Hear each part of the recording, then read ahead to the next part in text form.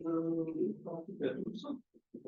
nous sommes ici aujourd'hui donc, pour la soutenance de thèse donc, de Laura.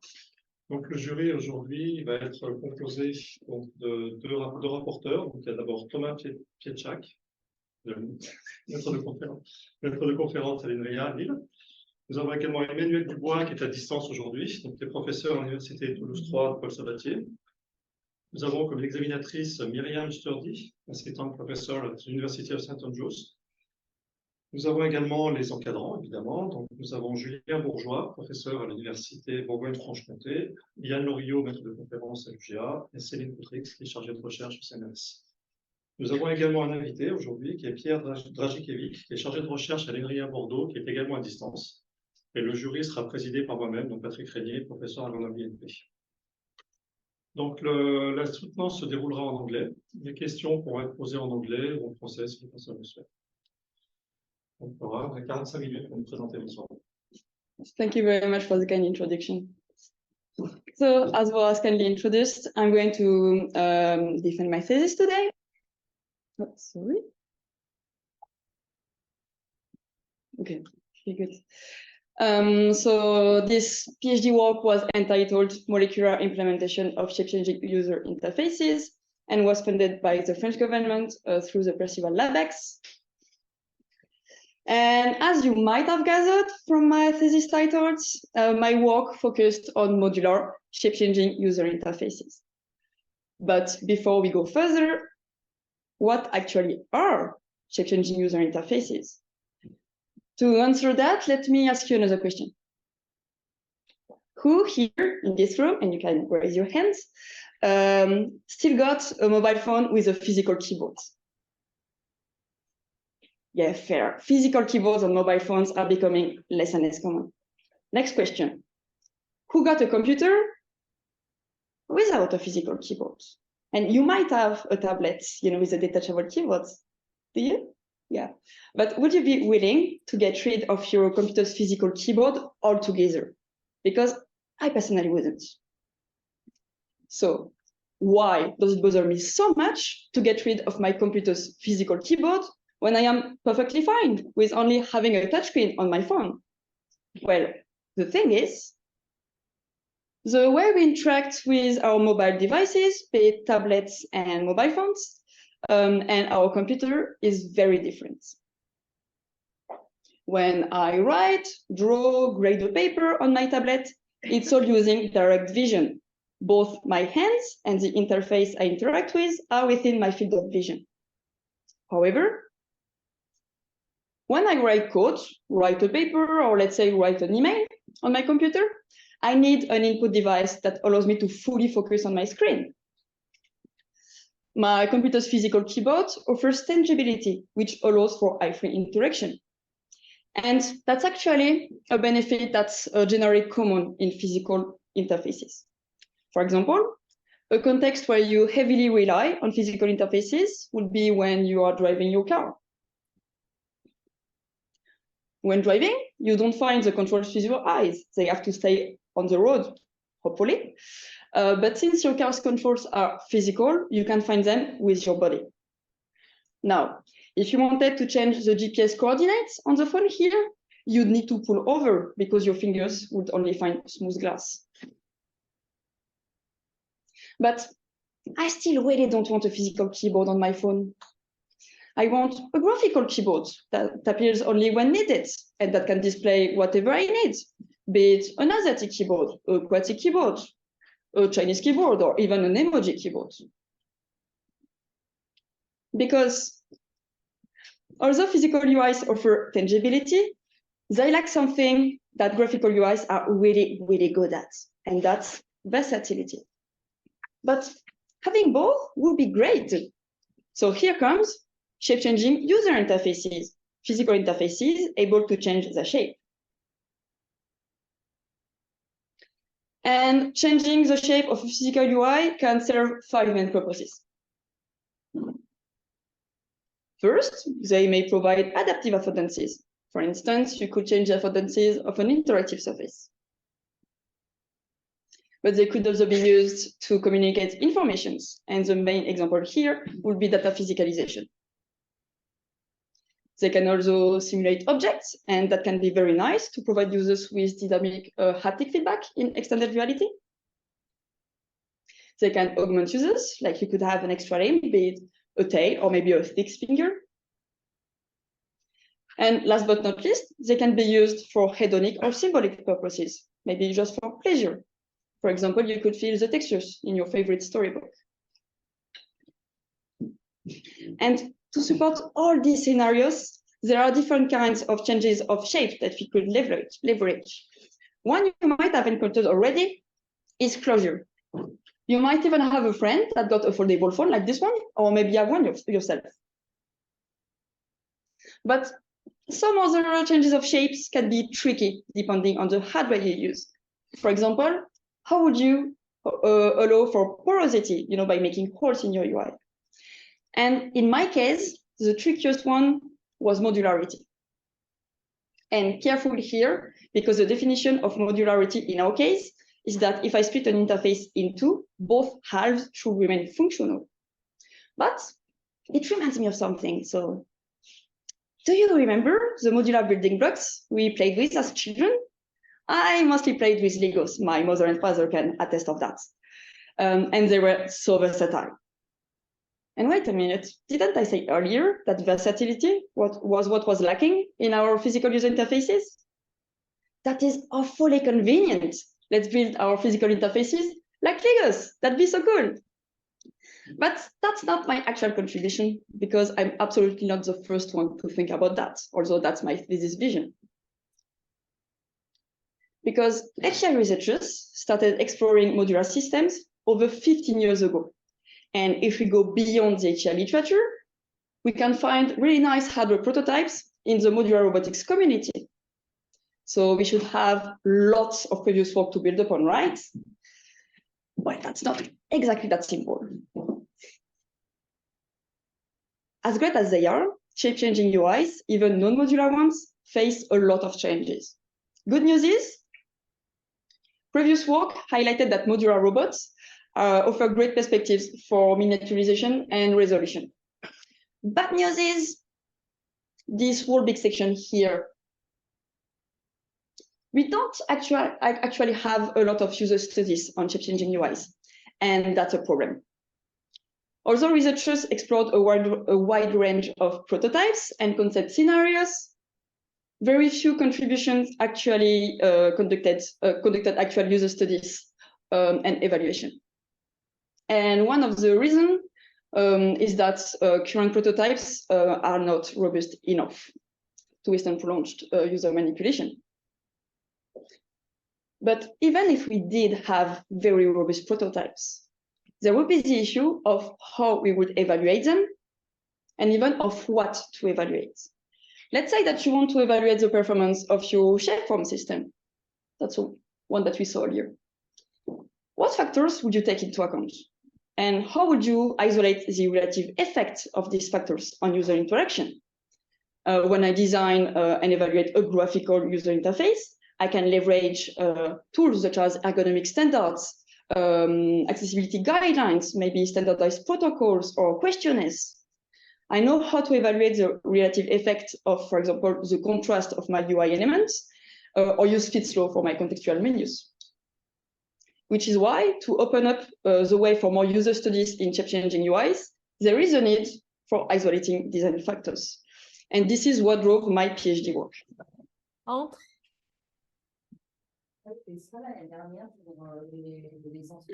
Peux couper ton micro, s'il te plaît?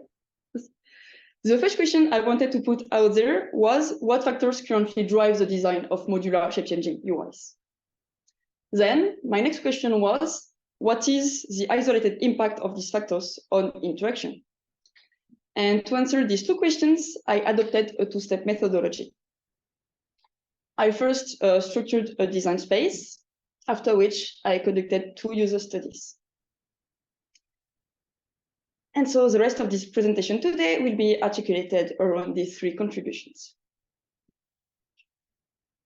So without further ado, here is how we structured the cross-disciplinary space of modular shape-changing UIs and managed to do HCI research during lockdowns.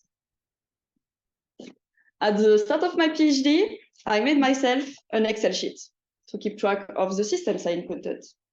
And I realized quite soon that it was kind of tedious and there were no existing list of design factors that I could use to compare them and classify them. Some papers actually gave design guidelines, but let's look at an example. Here is Cubimorph. And Cubimorph gives as a requirement that the modules should be constantly attached, so they will not fall off and be lost. But here is Zoid. And Zoid requires the modules to be constantly detached, so they could move independently. And both actually make sense. The specific application context of Cubimorph is handheld devices. So module falling off will be a big problem.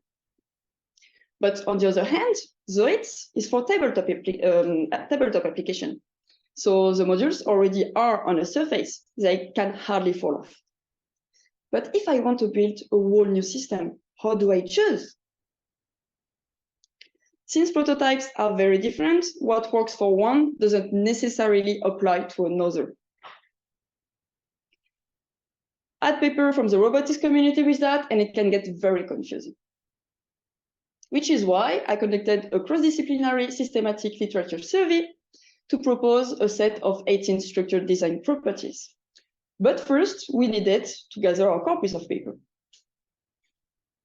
For this, we followed the PRISMA statements, which is a standardized methodology for literature reviews that we applied on these 5 main digital libraries. And here was our first dilemma. What should we use? What should we look for? Because the thing is, robotics and HCI don't quite use the same vocabulary.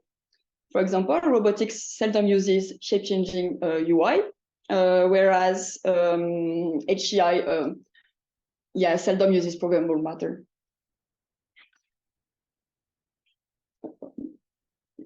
Thus, we had to take great care in choosing relevant keywords from both communities. We ended up with like a lot of papers, but gladly we threw most of them away. We threw away duplicates first. Then we threw away the ones that weren't written in English, nor peer-reviewed, or that were outside of our scope. We specifically looked for papers whose contribution was either an implementation, a survey of implementation, or tools for the design. For example, we left for future work papers on reconfiguration software and algorithms. We finally checked that we had everything we needed by cross-checking our references, and in the end, we had to include 25 papers. So we finally obtained our final corpus of 605 papers.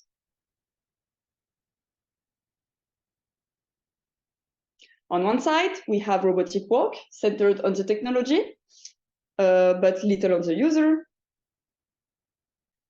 On the other side, we have HCI work centered on the user, but focusing on narrow scopes. As we said, for example, here is Lineform, Cubimorph, and Zoid, and all explain their design rationale. But they considered very local and specific set of design properties among the many different ones. So our contribution was not only the identification of properties, that was kind of the easy one, the easy part, but we needed to take a step back and relate these properties to classifications of systems. I won't say that this implementation allows this one allows that. Instead, I'd rather say that chain implementations, like is the case for Cubimorph, seldom allows for modularity or in a limited way, whereas swarm implementation, as is the case for Zoid, mostly allow for modularity.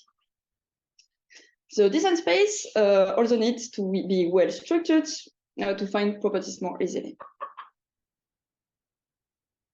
We describe properties depending on if they impact the system at the scale of the overall device, so that we call the macro scale, or at the scale of the individual modules that we call the micro scale. And we could argue that as an HCI researcher, I should rather focus on the interface itself. But the technical microscale properties impact our user-centered macroscale properties, which in turn impact the user. To compare with graphical UIs once again, although your users might not care about the specifications of your pixels, like their colors, their size, or their shape, it will impact the interface and thus your users. So, macroscale properties can further be described along 3 levels: digital, physical, and interaction. Digital level properties are related to the position and state of the modules inside the computational model. For example, the hierarchy defines whether modules are standalones and can drive the action by themselves, or if they need to take their order from a chief module. Properties at the physical level are the ones of the tangible device made of physical modules. For example, shape change ability quantifies how much the UI can change its shape, which we characterized through established taxonomies. Properties at the interaction level mainly impact the interaction design of the UI. For example, control over shape change describes how the control is shared between the system and the user. Then, our microscale properties can also be further described around 3 levels. So, intramodule, module, and intermodule.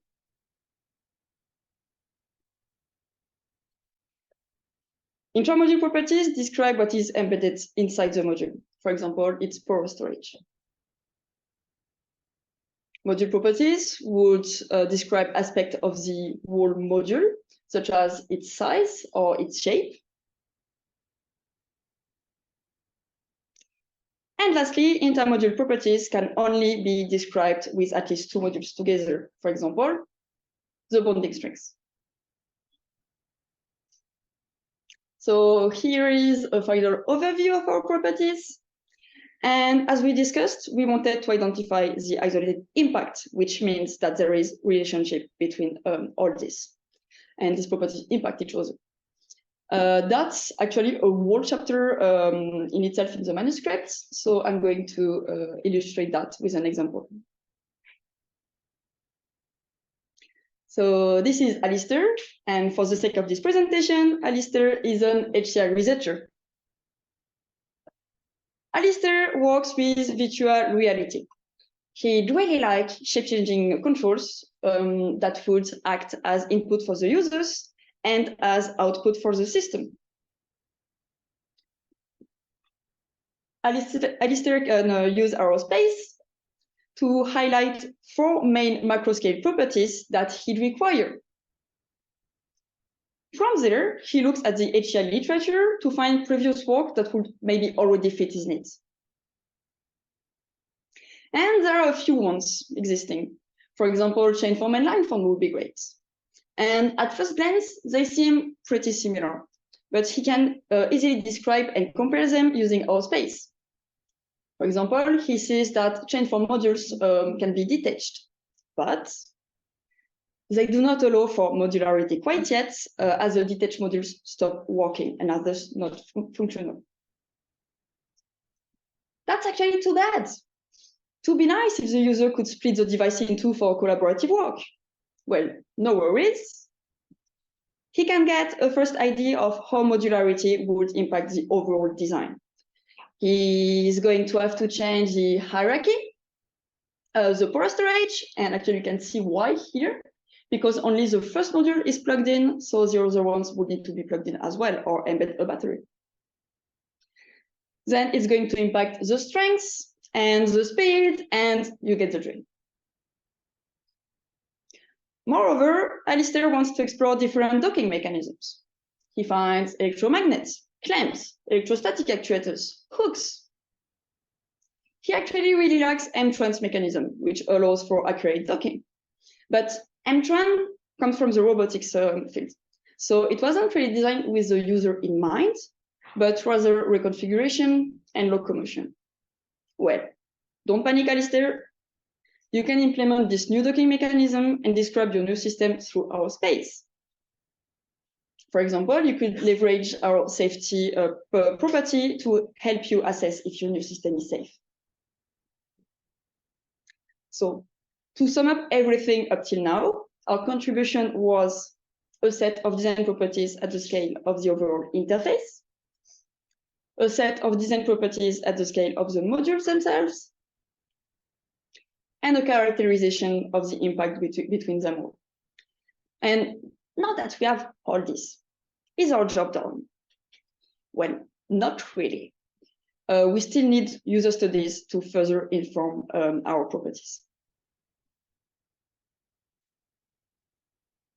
But where do we start?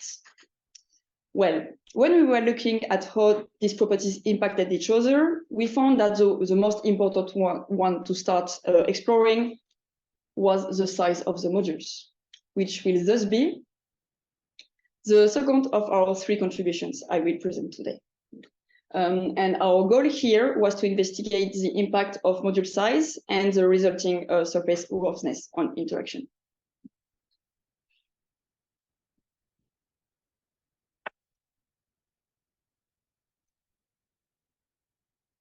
So for this, the smallest robotic modules today that we found at the time are actually being designed by my advisor Julien and his team.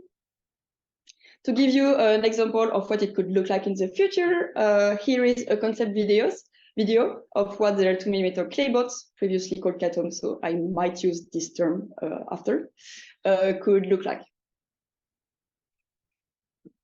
But that kind of size is mostly an exception. It's very hard to do.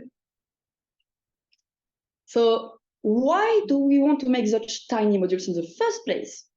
I spoke about Legos earlier, and although I could maybe make this toy, I have big fingers and I could never make this one. Well, I want them small because the aim of Claybots and of the 2mm modules you can see here too is not manual reconfiguration actually. It's high resolution. The smaller the modules, the higher the resolution. If we compare them with graphical UIs yet again, we can compare them to pixels. As you can see, the bigger the pixels or the modules, the rougher the surface.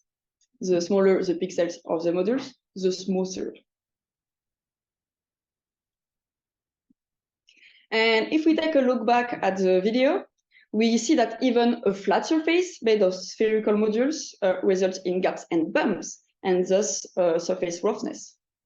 But is roughness inherently bad? What is its impact? We found that previous work, especially in haptics, actually studied the impact of surface roughness on direct touch and through a stylus-shaped probe. But to our knowledge, no one explored the impact of moving a raw subject on another raw subject or on a raw surface. And moving an object on a surface or another object is very common in tangible interaction, for example, with sliders and diodes. And speaking of sliders, previous work also explored the benefits of programmable friction on them. So to assess all that, we decided to build 4 sliders of different sphere sizes. First, I modeled a smooth slider by copying a widespread commercial one. I put my OpenSCAD code into VisibleSim, which is a K-tome or Claybot simulator, the tiny spherical ones. And this is how I obtain 3D models that emulate the K-tome's arrangement. I first made a version of this slider with 1mm modules, as this was the smallest I could go for. Then 5mm, as bigger ones started to impair the overall shape of the UI. And lastly, we chose 2.5mm modules as an intermediate size. Here is a shot of our setup. So our participants operated the prototypes with their dominant hands, while the experimenter kept track of user behavior and link usage. We also recorded synchronized videos of the participants' arms, hands, and eyes. Now onto the tasks they had to do. So here is a snippet of the experimental software. The participants used the prototype to either acquire a fixed target in a target acquisition task, or to follow a moving one in a pursuit task. So here the target is a green line, and it's important to know that it could either move smoothly or dart off. We tracked their movement time and error rates to assess the target acquisition task, as well as pursuit errors for the pursuit task. We also gathered user feedback through questionnaires and semi-directive interviews. So now let's look at our results. So first, for target acquisition, performance-wise, we found little to no differences between conditions.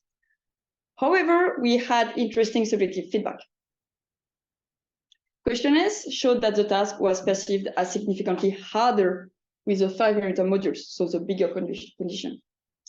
This is consistent with participant feedback gathered during interviews. For our other three conditions, participants agreed that they were similar, but had distinctive qualities. The smooth one allows for faster movements and accurate adjustment. So when the user is already on the target, when they want to adjust their position. However, participants complained that it led them to overshoot more to initially reach the targets. On the other hand, they reportedly enjoyed the haptic feedback provided by 1 to 2.5mm modules, which helped them in accurately stop on the targets and prevented overshoots. However, it is interesting to note that when we asked participants to rank the sliders, most still ranked the smooth one as the easiest to complete the task with. The size of the modules impacts target pursuit more than acquisition. The guiltier one is a slider made of 5mm modules, so the biggest once again. Results show that it led to a significant increase in pursuit error compared to all other sizes. Then the lesser guilty one was the one made of 2.5mm modules, so our second biggest, which showed an increase in pursuit error compared to the smooth slider only. Moreover, if we take a look at the subjective feedback, we find that the 5mm condition was not only significantly considered more difficult, but it also significantly decreased the perceived performance of participants. Moreover, when we asked participants to rank all sliders, all ranked this one as the most physically demanding, as well as the most frustrating to use. Now let's look at the other three. On the one hand, participants mentioned preferring the plain sliders for continuously pursuing the targets, whereas it caused them to overshoot, once again, when the target darted off. On the other hand, participants once again mentioned that larger modules were better when the target darted off. Yes, as they said that this rendered braking, changing speed, and changing direction easier. Okay, so to summarize, the smoother, the better performance-wise. But participants liked having a bit of friction to brake, change speed, and change direction. However, 5mm was harder to use, and it did not significantly impair performance for discrete target acquisition, but did for continuous target pursuit.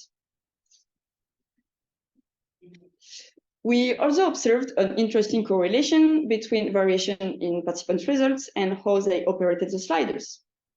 I annotated the observed grasps in three categories. So you have curve, pinch, and curve plus pinch.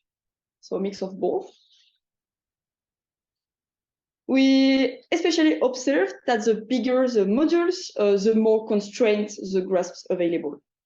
As you can see, the 5-meter modules did not allow for a curved grasp at all and caused higher error with a curved crisp-pinch. Our hypothesis is that this is due to the interaction between the size of the modules and the applied forces. Applying horizontal tangential forces, as is the case with the pinch grasp, reduce the friction between the knob and the railing. Whereas applying vertical contact forces, as was the case with the curved grasp, increases the friction between the knob and the railing. The curved pinch grasp was in the middle with a combination of both forces that the user could vary. This seemed consistent with user feedback, but this would still need to be empirically assessed. And before we talk about our next study, I need to confess something. I lied. Sorry. Do you remember the trick where you rub a balloon on your hair or a blanket to stick to the wall? Well, it's kind of what's happening here. Current prototypes use electrostatic actuators, which allows them to be really, really small, but mean that on their own, the bonding strength between two is fairly weak still. And these high resolution 2mm ones, they are actuated, they embed passive magnets, and are assembled by a magnetic field. But the thing is, you could not leave them off the table, they would break. And actually, the people that made these two designs are not HCI researchers. Their job is not to make them suitable for user interaction. That would actually be mine. So I did another study to assess the impact of bonding strengths. And since we only focused on spherical modules in my previous study, I also compared two different module shapes. So this will be the last contribution I will present today.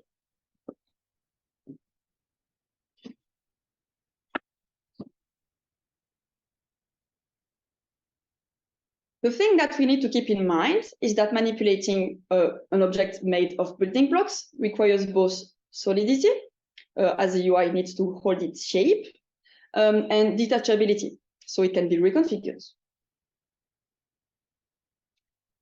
Our hypothesis was that this detachability-solidity trade-off is impacted by the bonding strengths. With magnets, that will be their holding force on iron. And so the higher the bonding strength, the higher the solidity, but the lower the detachability. Another factor that we expected to have an impact was the shape of the modules. As we saw in the previous study, spheres result in gaps and bumps. So the rounder the shape, the bigger the gaps between modules. So how would having holes in between our modules impact the overall solidity of the structure? We tried several designs that one of my co-authors kindly provided, and we initially wanted them to be the smallest, roundest modules possible. Because although we can find these two cubic prototypes that are among the smallest existing currently, like working, there is a reason that the small design we tried was a spherical one, because this allows the actuators to be much closer together. For a cube, you had to do make a much bigger leap. So to assess both, we ended up with two shapes, rounded cubes and straight cubes. I could not have my fully spherical ones because we finally used 2mm passive magnets. So I needed to have a 2mm flat surface on each of my cubes. To have different bonding strengths, we used magnets of 0.5mm, 1mm, and 2mm. As the thicker the magnet here, the higher the holding force on iron, and so the higher the bonding strength between two modules. So we had 3 strength conditions, 2 shapes conditions, which resulted in our 6 prototype conditions. And to answer this question, we still need to know one more thing. what is user interaction in this specific context? How should the participants manipulate our modules? With sliders, choosing a task was pretty straightforward.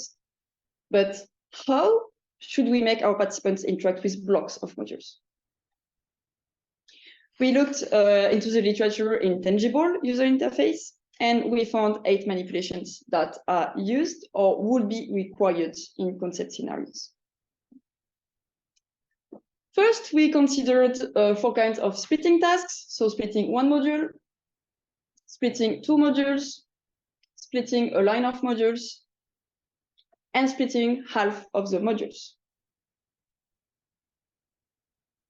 Then we considered a lifting task, a folding task, a bending task, and lastly, a sliding task. Yeah, we call that a sliding task.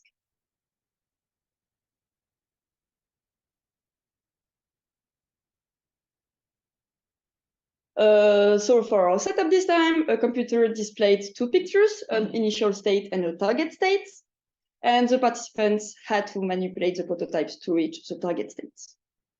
Like this. They are asked to do it at least 3 times to allow them to explore different strategies. Then the participants rate how easy or difficult or dissatisfying or easy, difficult, or satisfying, dissatisfying completing the task with each condition was. They also rate whether they felt that the shape and strength had a positive or negative impact on the task. So let's look at our results. And first off, let's look at the impact of shape. Overall, straight cubes were reportedly easier and more satisfying to manipulate, and were rated as having a more positive impact on the interaction. It was especially the case when users needed to manipulate blocks like big chunks of modules. For example, splitting multiple modules or folding them. However, when it came to bend the interface or to split 1 or 2 modules, cubes were actually harder to use. And in this case, participants preferred the rounded cubes. So let's look at why. The 2 videos you can see on screen are of the same participants, same strengths, but different shape. As you can see in both videos, the gaps between rounded modules made them easier to grab. As the participant said, I just have to wedge my fingernails in between and they easily come apart. For the bending task, you can see that the straight edges on the left here make the UI break easily. You can see just here. Whereas the rounded modules on the right means that the modules can kind of roll off each other and bend without breaking. Now let's take a look at the impact of bonding strengths. And this time the overall winner was dependent once again. Let's take a look. We said earlier that rounded modules were not really good for manipulating blocks of modules. In this case, straight edges were better. And well, as blocks of rounded modules are already unstable because of the gaps between them, the weaker the strength, the worse the effect. With the lower strength, yes, even lifting the UI could cause it to break. But that's not only an issue of the strength being too weak, because with straight cubes, the lower strength wasn't that much of an issue. As the participant said, no matter how strong or weak, I felt like it is quite stable. Thick blocks were arguably still a bit unstable, but the lowest strengths with straight cubes were actually the best condition for splitting a line of modules. And having a lower strength improved detaching 1 or 2 modules with straight cubes. So, which design should you choose? On the one hand, cubes with high bonding strengths offer great solidity, but poor detachability. On the other hand, rounded modules offer great individual detachability thanks to their gaps that make them more prehensile, but poor overall solidity. There could actually be benefits in trading lower solidity for higher detachability, or vice versa, but that will depend on the interaction context. For interacting on a surface, there is little risk of modules falling off, as we said, so the support surface would help maintain the UI. So in this case, trading solidity for higher detachability makes sense. However, in a handheld context, modules will fall off. So here, having higher solidity might be the priority. So all is great. We have a first study on the relationship between shape and strength for tangible and modular UIs, but what would happen if we factored changes in size in? And what about our others property? Well, that's a story for another time. So let's talk about short-term perspectives for my work.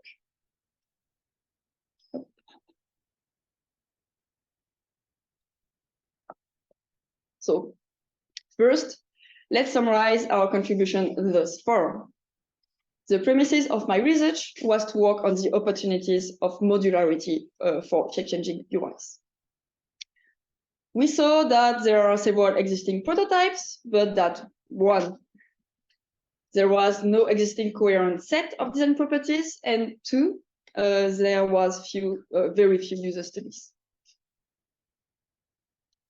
So to open up the research agenda and enable more work on modular shape-changing UIs, we set out to understand what factors currently drive their design, as well as their isolated impact on user interaction.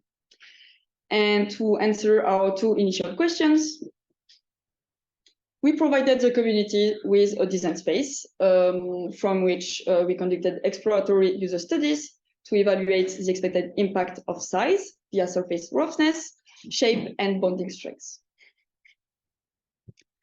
All three publications, all three were published at conferences.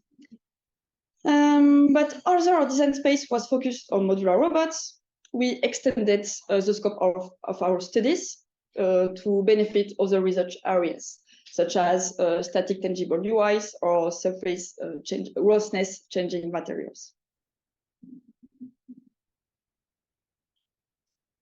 For my design space, limitation was that in the field, we currently lack an understanding of how and why users would use shape-changing modular UIs.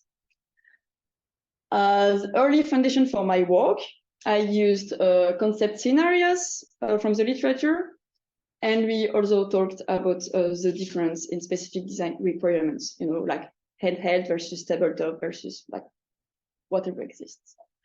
But as the technology advances and people effectively use them in their everyday lives, the design should reflect usage.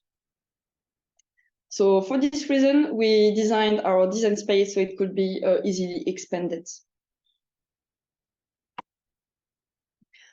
Our user studies also came with limitations. One of which is that we used 3D printed modules and not actuated ones. This was a conscious choice that we made as we wanted to isolate the design factors.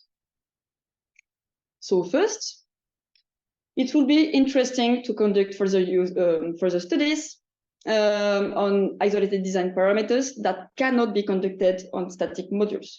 For instance, the speed of reconfigurations. We could actually bypass the hardware barrier by simulating our modules in extended reality, maybe.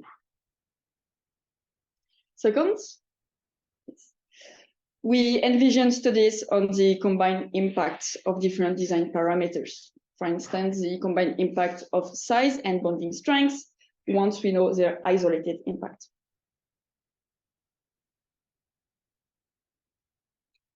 Finally, it will be challenging to study the impact of these parameters during shape change. For instance, during TEI this year, I talked with the authors of this prototype, And they told me that they considered using passive magnets to put it together. So that the user could modulate the structure more easily and drive the shape change. But we were really, really unsure of how this would hold up. Like when you activate the servo motor inside with passive magnets, the whole thing might just blow up.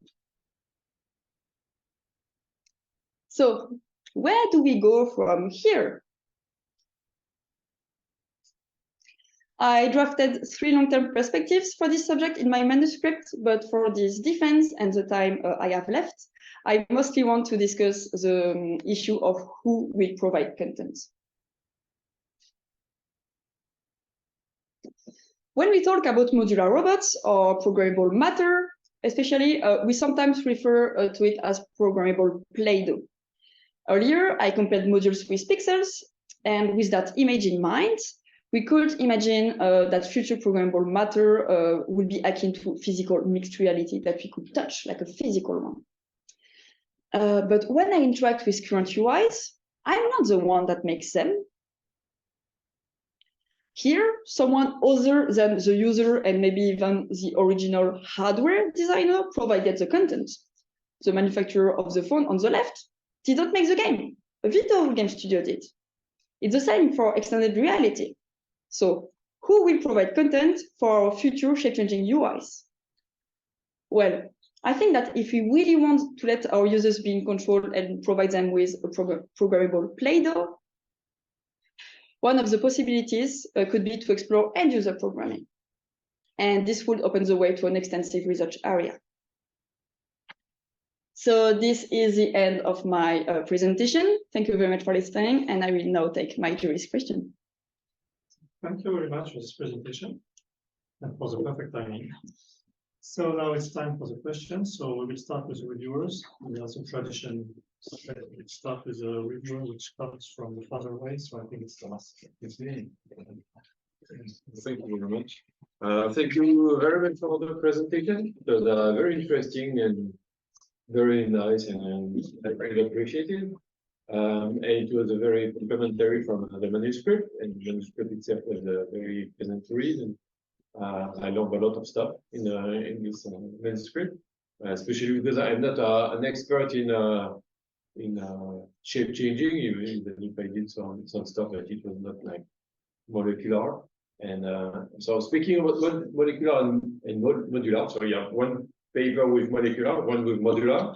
Your title says molecular, and 3 slides later it's modular. Yes. And I made the remark in my report. So please explain me the difference, if it's the same or not. Or... So, at first, we use the term molecular because it, oh yeah, the modules themselves are like the modules, like not the modules, the molecules are the atoms.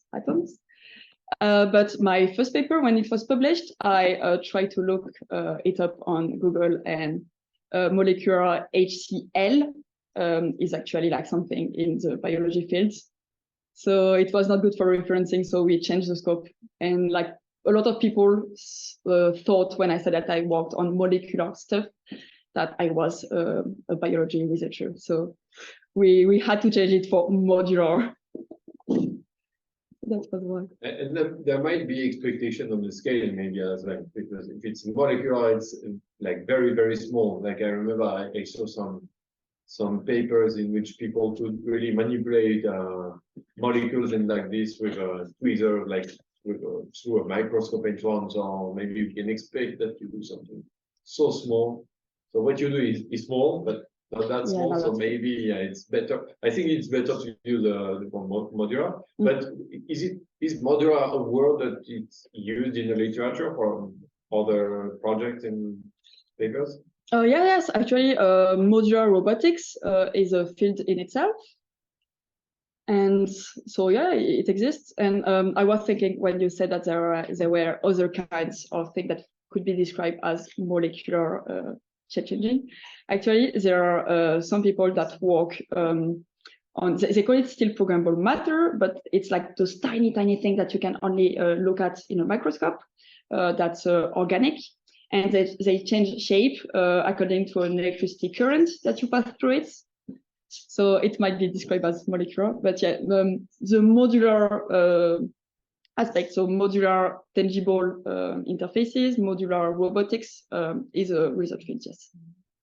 And I think I saw some videos of like proteins and stuff like this in the body, and you can see because it's a big molecule, but you can see it moving like this and doing stuff. Yes. So there might be some stuff, but maybe for the future.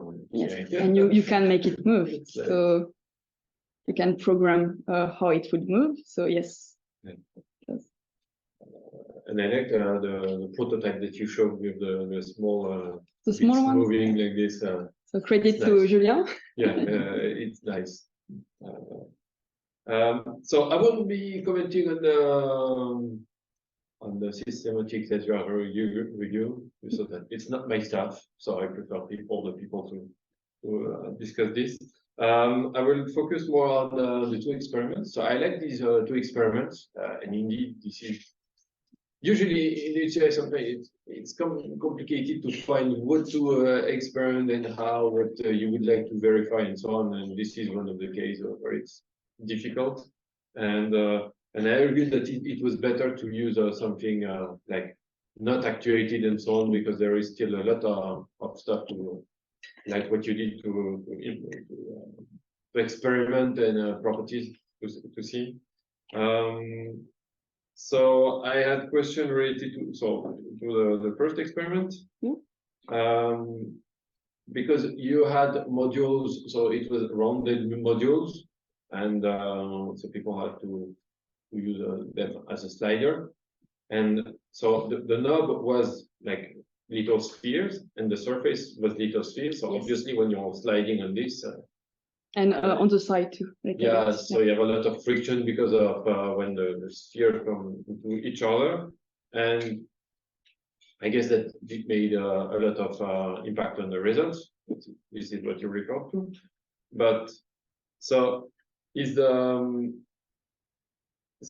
the main issue? So because you say that the results are tied to the shape, like bigger shape is more complicated, but is it like bigger shape the problem, or is it the friction the problem?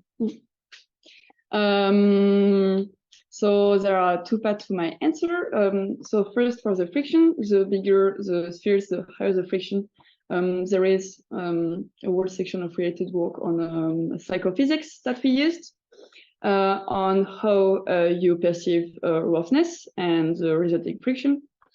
But if we compare that to programmable friction, it's a bit different, because as we said in our studies, the way people use the sliders could increase or lower the friction. So it was a bit different to previous work on like programmable friction on sliders. So yeah, but overall, yes, that was something that we wanted to explore, like the impacts of like the size on the roughness and so in the resulting friction. Because, for example, okay, have you tried, or you're interested in trying to have like only the knobs made of like these small modules of different sizes, but on a flat surface? Because the friction would be kind of the same. Maybe not, because the surface, the contact surface would be different. Prehension could be different. So what do you think? It could, especially if we try to make like newer designs with them, like designs that would accommodate different in sphere sizes. But we didn't really consider it. So it could be something that we could try. I didn't even think of that. We saw that there were previous work on direct touch and through a stylus shaped probe. So we had plenty of stuff on that. And so that's why we went for, okay, so two rough surface. Instead of just like a stylus, we would have a knob. And I actually didn't consider like a flat surface. So that would be interesting, but I would have to think of new kinds, of manipulations to do, because obviously it wouldn't be just like a slider, like a 2D target acquisition or pursuit task. Like on the flat surface, but still, into something that fits the knob inside, so that for example, the knob could not move Yes. sideways, for example, Yeah, maybe. but still flat, you know, at least smooth, let's say smooth, rather than flat. That could be something we could do, you know, if we wanted to try a study on the impact of size and bonding strength. Maybe we could use a flat surface too. But yeah, that's not something I considered, but that might be interesting, yes. And have you considered, like, because you saw that there are different ways of gripping the knob, and have you tried different shapes because you try to replicate the usual shape of the knob of the music stuff that you showed, but maybe some different shapes could accommodate for different grips and so on? Yes, at first we tried to do diodes and sliders, but we, like the bigger shapes, like the diode could not like even slide in between, like when you just grasp and do a linear movement, it's okay. I should have brought my diodes prototypes. So we would have needed to accommodate the distance between the spheres and the diodes in the middle, depending on the sizes. So we would have another factors. It was kind of hard. At first, we tried to have a rough, knob, like a diode knob, and to do spheres with, the rod inside. Not a good thing. It wouldn't move at all. So we tried another design where kind of like our sliders, the diode was one-to-one rough, and there was like a spherical surface, a bit hollow in the middle, in which it could turn, and it still wouldn't turn. So that's why we went only for sliders. Okay. We tried push buttons too, but yeah, maybe we could try even whole new other devices next. Could be interesting. In fact, it can be just a different shape of the knob, but still a slider. Still a slider, yeah. Yeah, doesn't, like, for example, the one that you just pinch, you know, for could be, if you pinch, you know, you can have something just like very flat. Yeah, and you wouldn't have the issue of the, vertical forces that increased, the friction. So that's something that you could. And by the shape, you influence the way that people grasp it as well. Yes, we do. This can be interesting as well. So I have questions with the second experiment.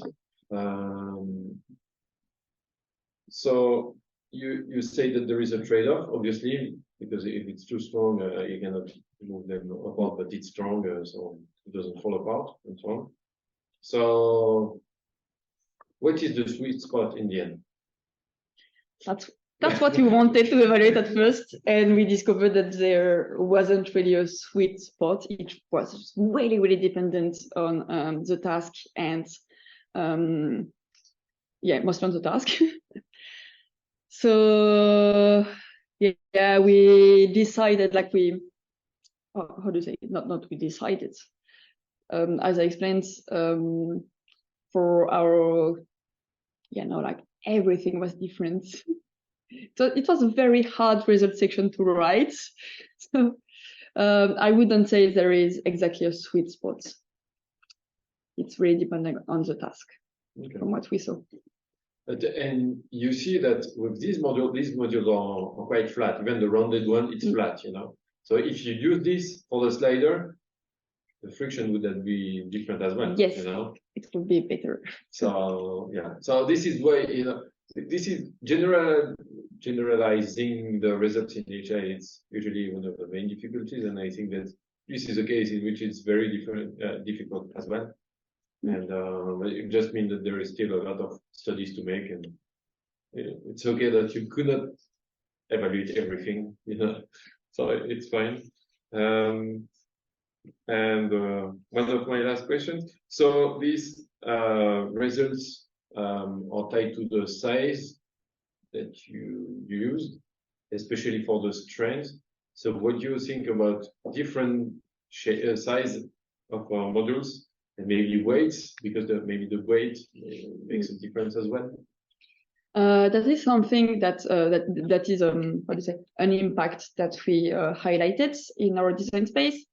Is that we were really not sure how the size would impact, like it obviously impacts strength, but the size impacts the packing too. So how much modules you have per square centimeter. And so the thing is, with smaller sizes, you would have smaller, magnets, let's say, but you would have more modules with more connection points. So that's something we would like to evaluate maybe after. So that would be the same. Like if you had bigger modules, the magnets would be bigger, so maybe stronger, but you would have less contact points. An example I could say is that I didn't spoke about it in my presentation, but for my second study, users either manipulated a flat rectangle of modules or two layers on each other. And so obviously the 2 layers were much stronger, although it was still the same number of modules like in each conditions. But yes, the second one was much stronger. So that's a trade-off that still needs to be evaluated, I think. So the maybe stronger actuation mechanism or like bonding mechanism, but the lowest contact points. Yeah, and the contact points. So when you're talking about contact points, it's like a number of magnets facing each other? Yes. Okay. Yes. Yeah, because imagine that you have like a line of 4 like this. So it would be difficult maybe to separate them. But if you rotate them like this, it's easy, you know. So you can make it easier maybe with different configurations like this. Or if you have 4 like this, you know, I don't know exactly what would be easier or what would be complicated, but I think there's a lot of stuff to do now. Like it's next step or next step, I don't know. But, Funny you should talk about that, because that was actually one of the initial points of my second study, was to, at first I wanted to do a taxonomy of the way people manipulate the blocks. And so I took videos and, you know, I worked on the, you know, like the virtual fingers, like the grasping taxonomies of the hands. And I had like over 24 hours of videos to annotate, and I did not have time. But yeah, that was something I was really interested in. Yeah, still a lot of stuff to do, so I think we need to sign up a good PhD. Thank you very much. Thank you. Thank you very much. So now we'll ask for the second reviewer. So Emmanuel, can you hear us? Yes, of course, I can hear you. Maybe I can put him here. Sorry, I can find my cursor. So, is it okay for everyone? Okay, so thank you very much for this presentation. I also want to thank the supervisor for inviting me in this jury.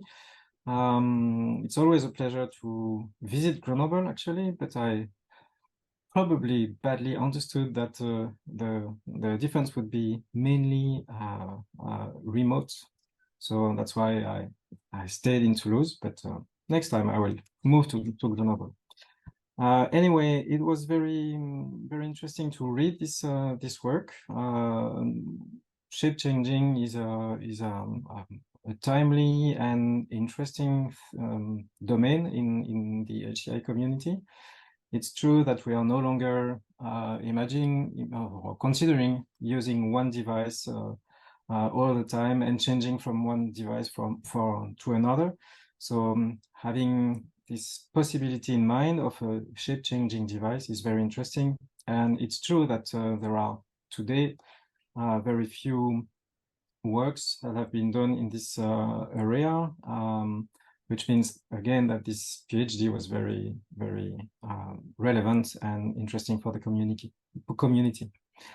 The way you decided to work on this topic is also very interesting, because, as you mentioned, considering systematically some very tiny design factors to really understand their impact is probably leading to grounding works that will help build a real knowledge in this area. So I agree that considering specific design aspects is something also very interesting. So thank you for the results you presented.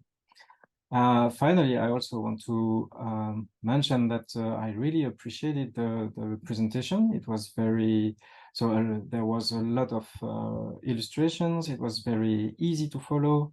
And well, congratulations for the presentation. Thank you very much. Yes, I also wanted to highlight that the work presented has already been validated by 3 papers in good conferences of the domain, which means again that this work is interesting and relevant for the community. So that was for the good part. Now, of course, I have some topics and questions to discuss, or I would like to discuss with you. I have, of course, too many questions to discuss with you, but I hope we will have the possibility to meet at some point in some conferences to handle the other questions. So I'll just choose some of them, starting with your introduction, which I found very interesting, with your illustration on the phone and the laptop, and the use of a keyboard in one case and not on the other. And you asked a question at the very beginning of the presentation, which was, why are we keen on having a keyboard on the laptop, but not on a smartphone? But I think you gave the answer on slide 137, which is the usage and the task the user has to perform with each device and the situation in which they are using these devices. And even in your first slides, in fact, you show someone using a tablet while sitting and having the tablet on her knee.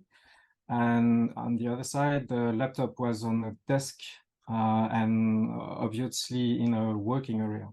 So I think the big difference is the usage or the tasks, the user's goal, the user task. And that's maybe my first question. Why or how do you think these result on very specific factors? How do you think that can be, or how are they generalizable for any type of tasks? Is there limits? How would you insert them in more ecological environments for a dedicated task? Great question. Not an easy question, sorry for starting. I'm just thinking about, because I had, the 2 user studies.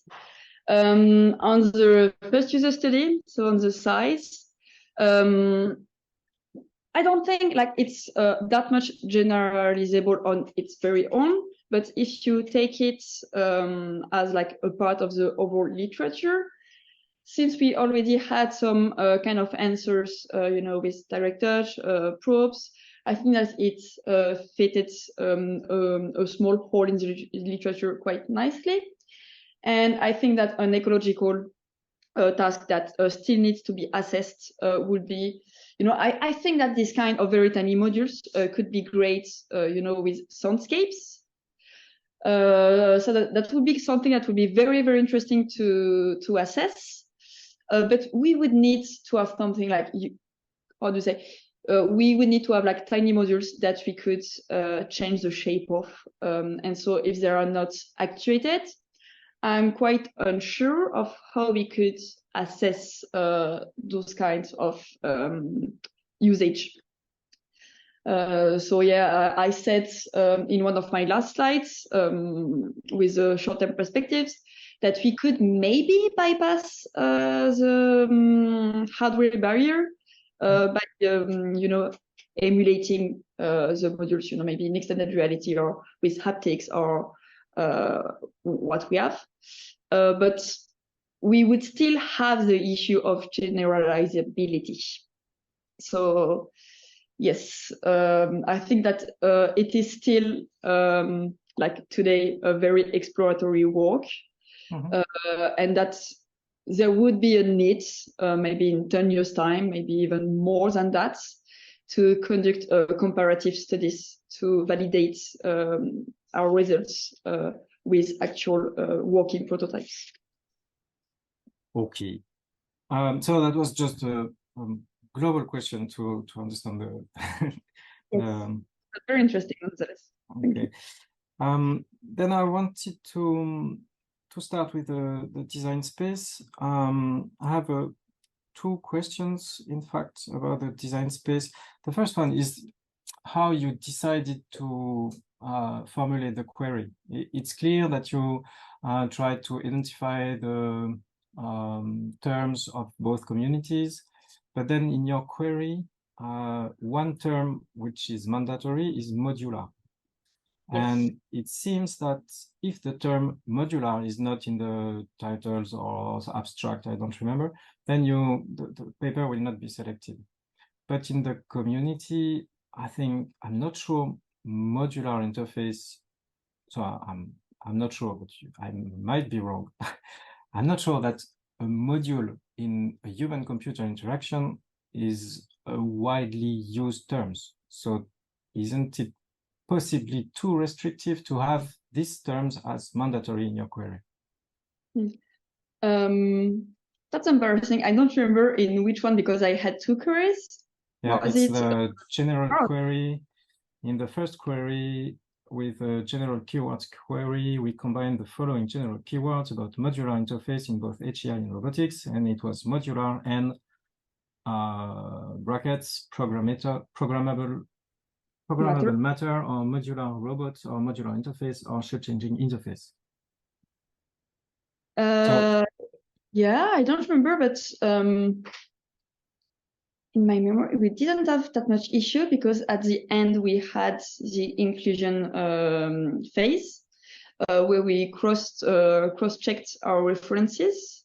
I don't think we had that much of an issue. So yes, might be worth it to check, but in HEI, I would expect to maybe to use the term maybe modality, or if we consider the software, we would use the term component. But module, it's, well, it was I was surprised to see this term as mandatory. But okay, if you say you have collected all the important paper, even by using this term, maybe it's not so. There was a community that did not really use modular, and that's why we, like, it was most of the papers we added at the end, in the inclusion phase, and it was HRI, so the field. Yes, we had several papers from them that were relevant to us, and that didn't show up with our queries. Okay. So yeah. Okay. So, and then in the second step, or one following step in this search of papers, you mentioned that you extracted design properties. And so you had this set of papers, and then you extracted the design properties. How did you proceed to extract the properties? Did you yourself identify the property and categorize them? Or were there several people? Did you validate this selection and structuring, or how did you proceed to extract them? So at first, this whole thing started because I was relying on a paper from my robotics advisors, Julien and Benoit, and they had 4 design properties in one of the papers.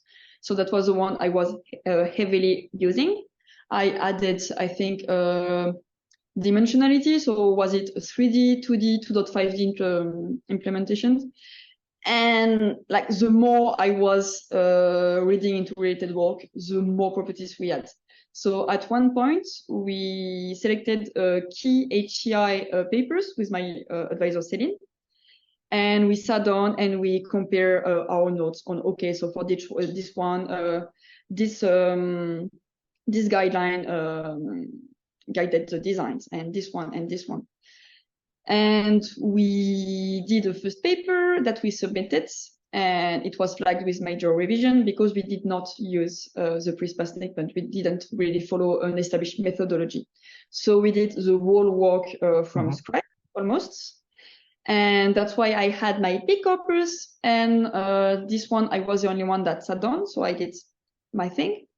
And then we had an intern, and we asked him, so it didn't do like the whole 605 paper corpus, but I think we had a selection of 80 papers, like the main contributions, especially because in robotics, sometimes you can see the main prototype but in several papers. So for example, one paper on the docking mechanism, one paper on another factor, and so on.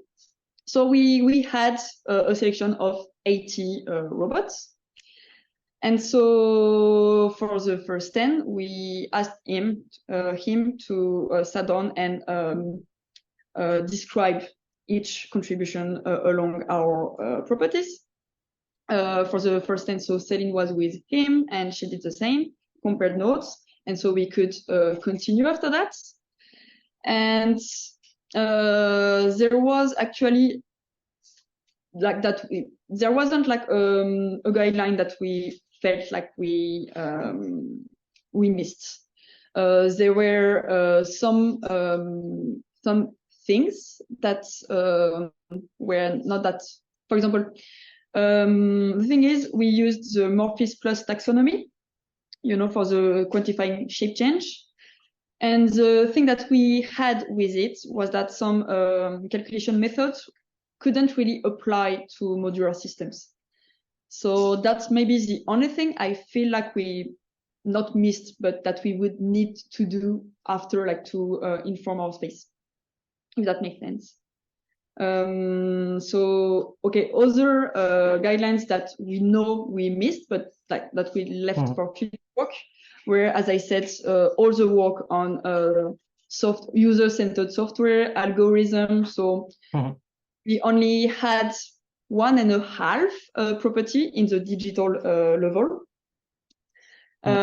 And so we say in the paper that, okay, we don't have lots of properties in this level, but here is an example of properties that we could use in the future to further expand it. But we mostly wanted for this paper to focus on the hardware barrier, so the hardware, let's say, properties. So yeah, that's how we did our choice, how we made our choice. Sorry, if that makes sense. Yes, thank you. I will move to the study one because when you presented it, it raised new question for me, and I will probably have some similar question to Thomas. And for example, you mentioned that the size had an influence on the friction.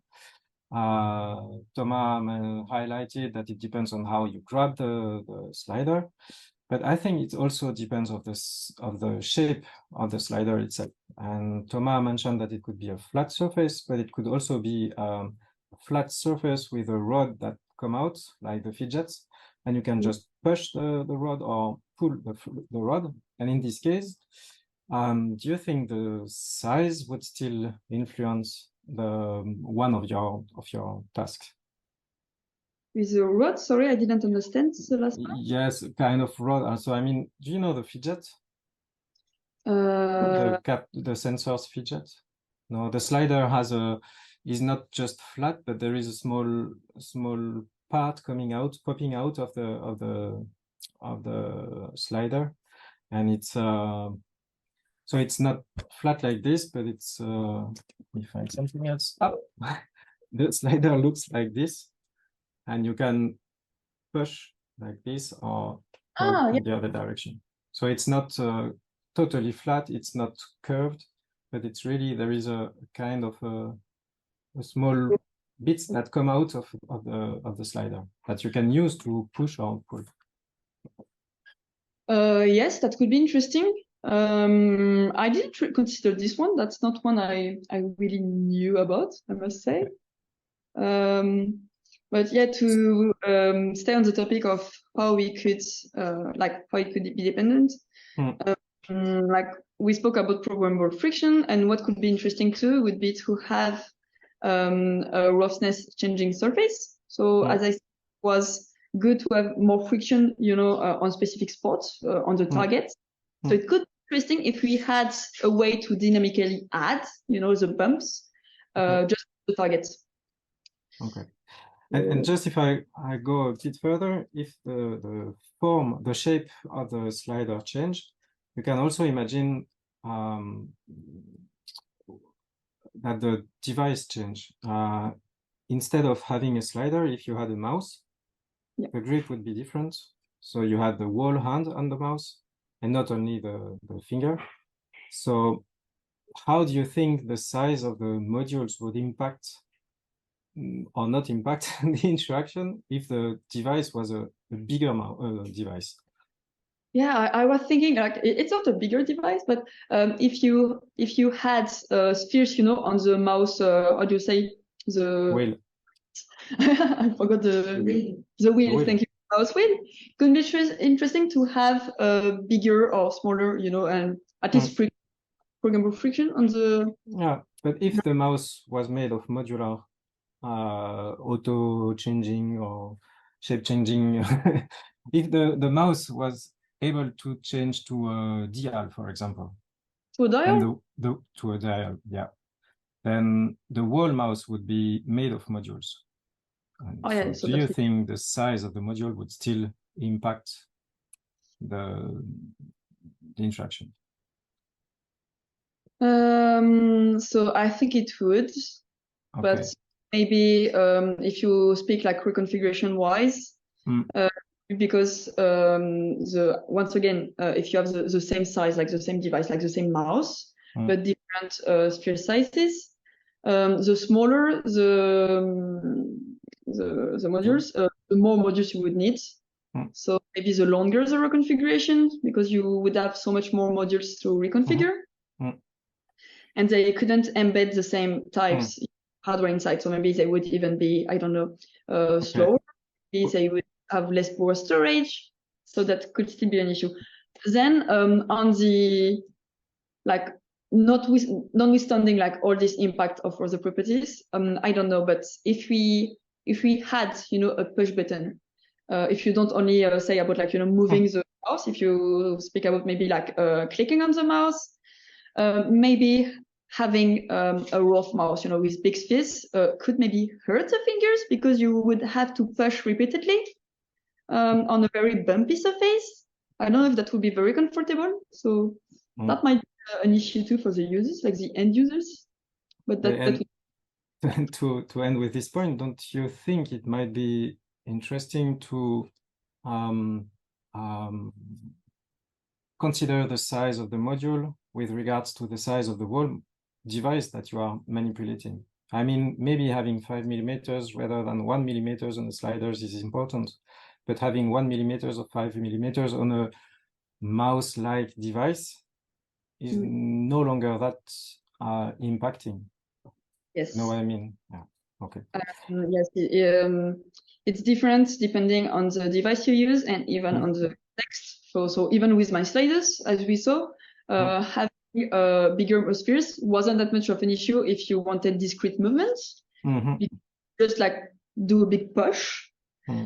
But if you wanted to continually follow a target, that's where the real issue was. So yeah, I think, yeah, obviously if you like the size of the modules would impact different devices differently. I think so.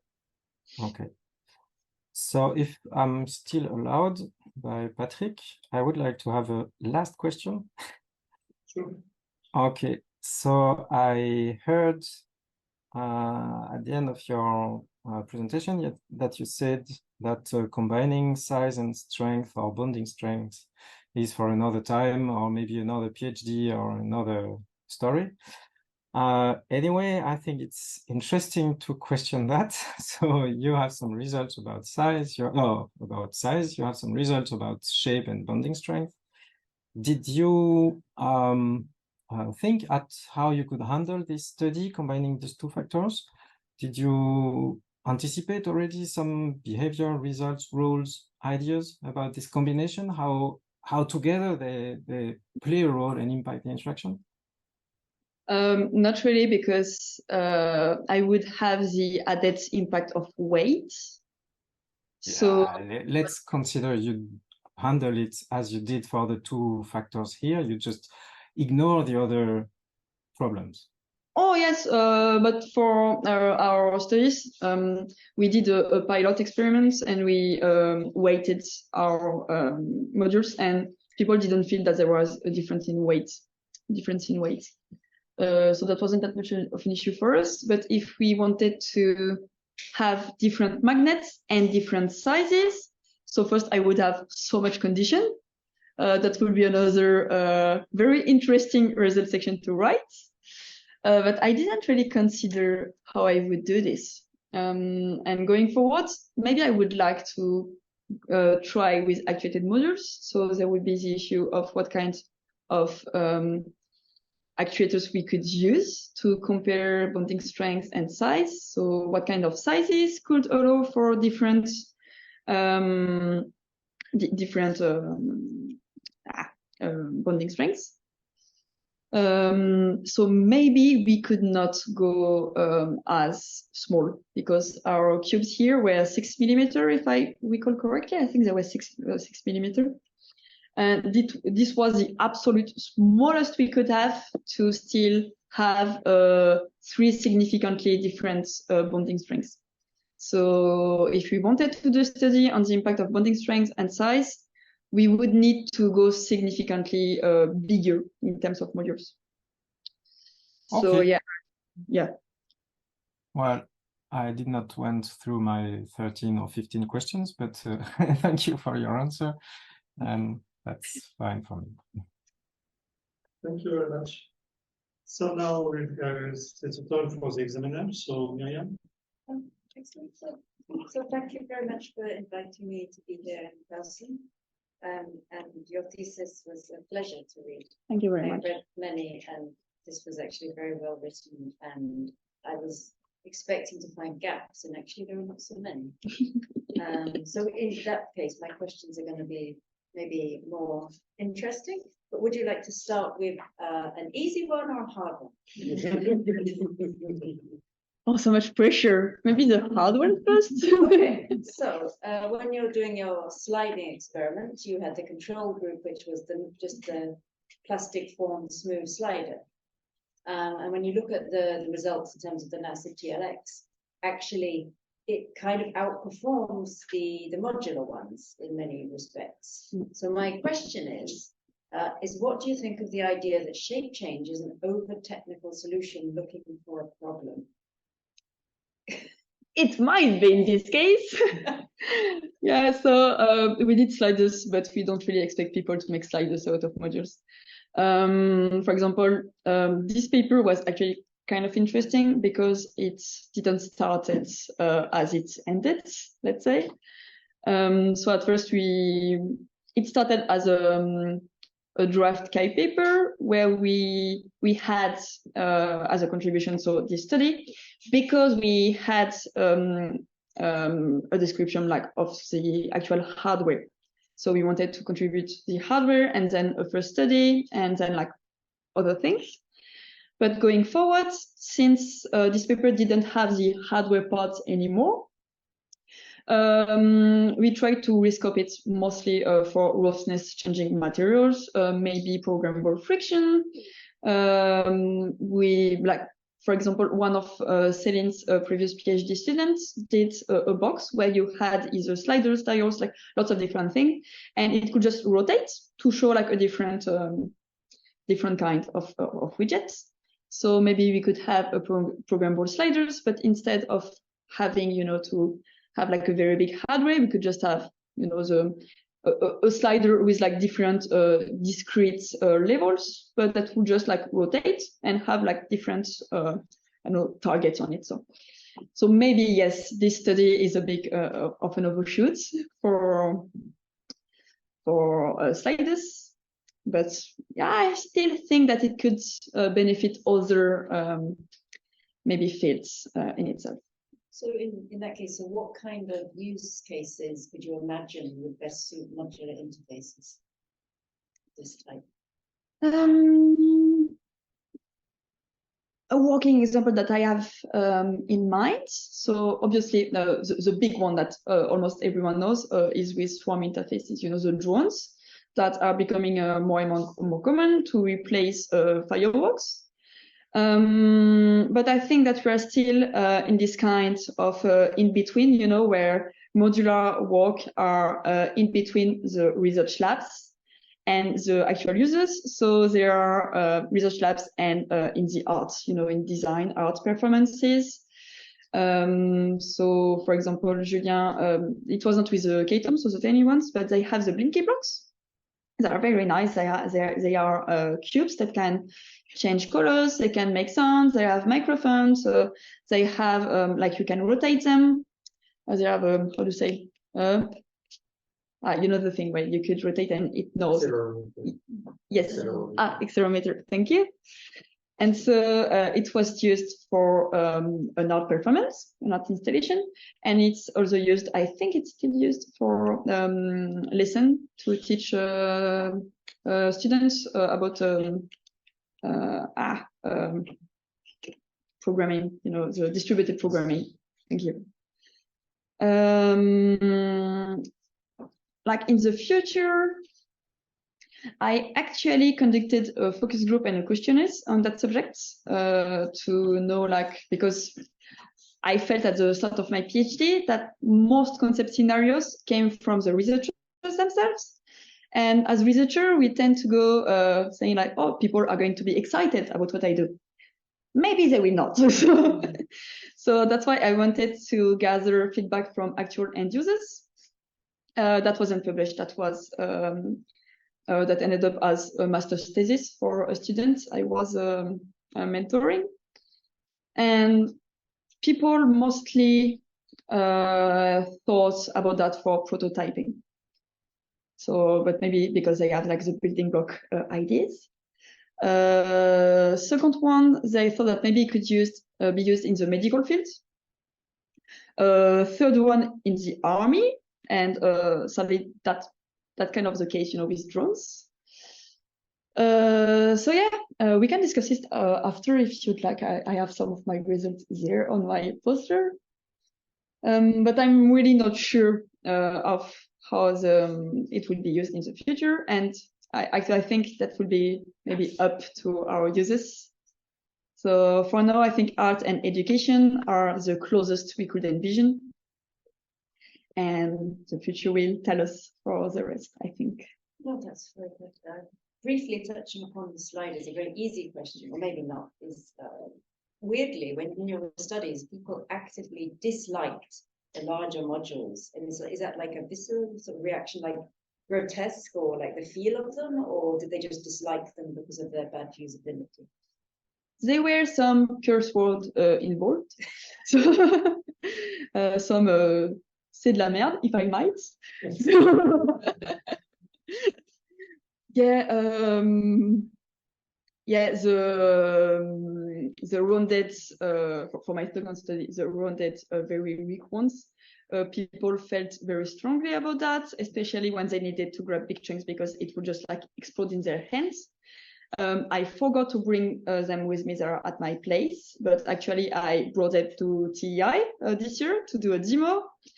And I lost a lot of them. And the TEI floor was dark, so it was very, very hard to find the dark, like the black modules.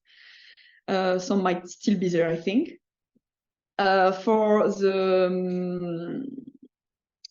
the sliders, the 5mm modules, I had some very good choice of words from my participants too, that I couldn't add in the paper, sadly.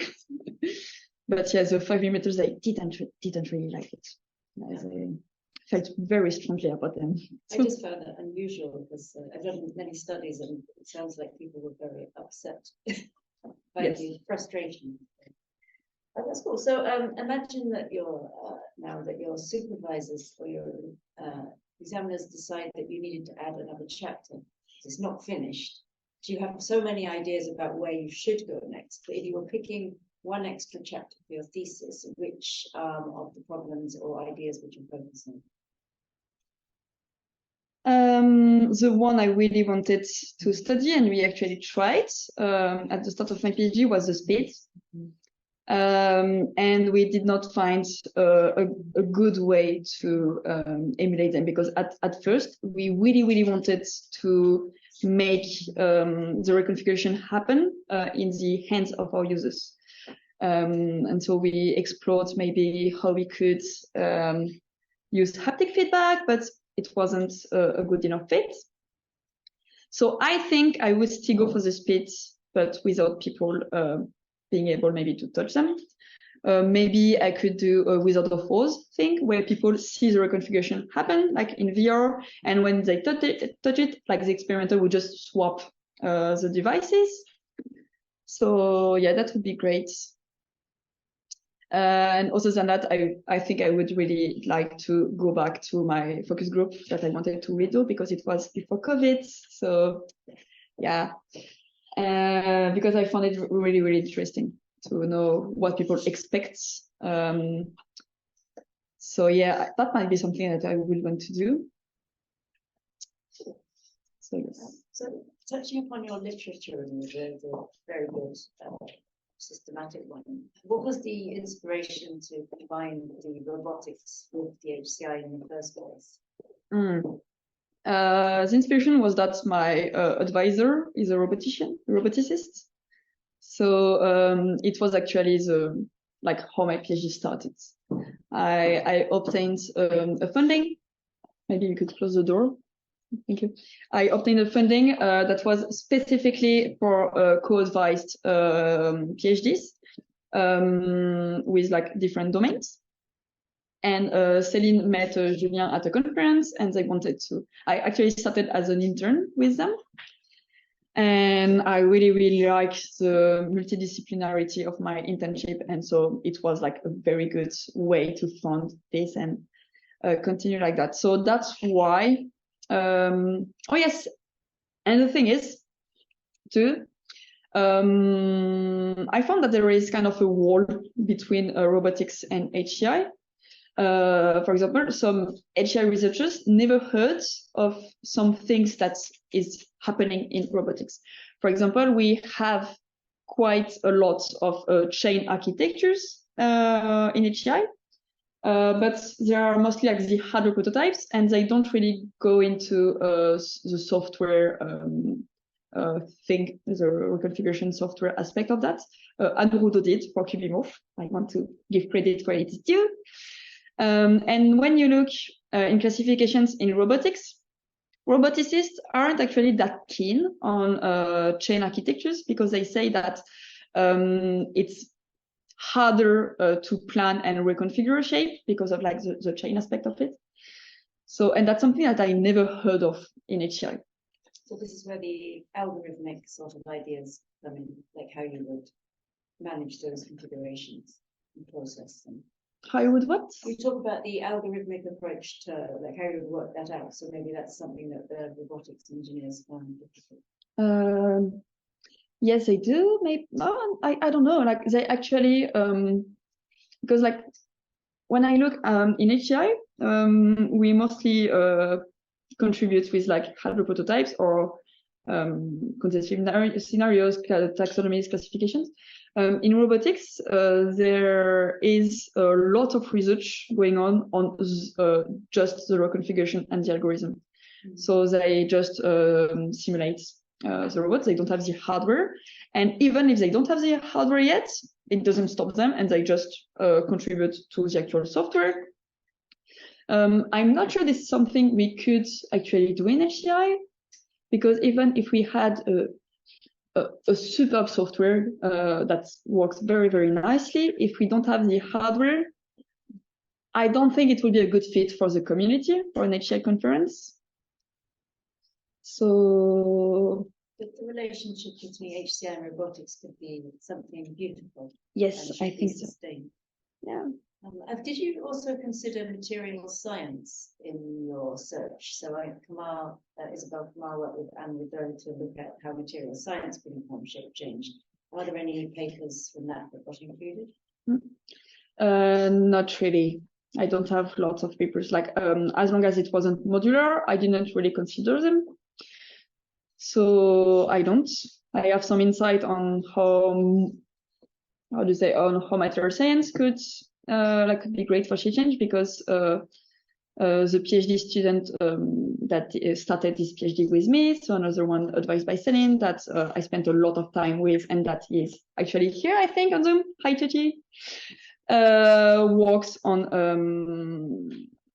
how could I say, like soft robotic, soft shape-changing interfaces, and I think very, very nice. But I don't know how I could add a modular aspect to that. So in the very specific scope of my thesis, I'm not sure. Going forward in my research, it might be interesting. I think there is like a lot of things in material science, for example, even in organic shape changing, you know, but we saw a lot of at TI, you were with TI, you know, for example, with foods, food shape changing foods could be interesting. So maybe more sustainable too. So maybe you could find, yes, great perspectives in other fields. Another thing that you mentioned in section 1.4 is that you relate your work back to the field of HCI robotics, but you also mentioned ergonomics, but this doesn't seem to feature greatly in the review of literature.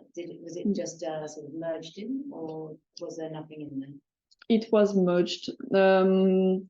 We used ergonomic criteria, the Bastien-Scapin ergonomic criteria, that you might know quite a lot. And so sometimes when we didn't have actual guidelines, we took ergonomic criteria to inform how we expected these specific properties to impact users. Same as we did with like another the community that we used was for our safety property. We didn't find a lot of work on safety. So we used safety guidelines from the human-robot interaction communities. So that's when we had to leverage other communities to inform our space. So, I mean, you mentioned safety a lot, and that's something that I touched upon briefly in my work. In fact, a while back, I haven't seen many other people look at it. So do you think modular shape-changing interfaces are more likely to cause injury than other types? I think it depends. Like if you use electromagnets, they can be very, very strong. So yeah, it depends. I didn't really speak with a lot of researchers on the topic of safety.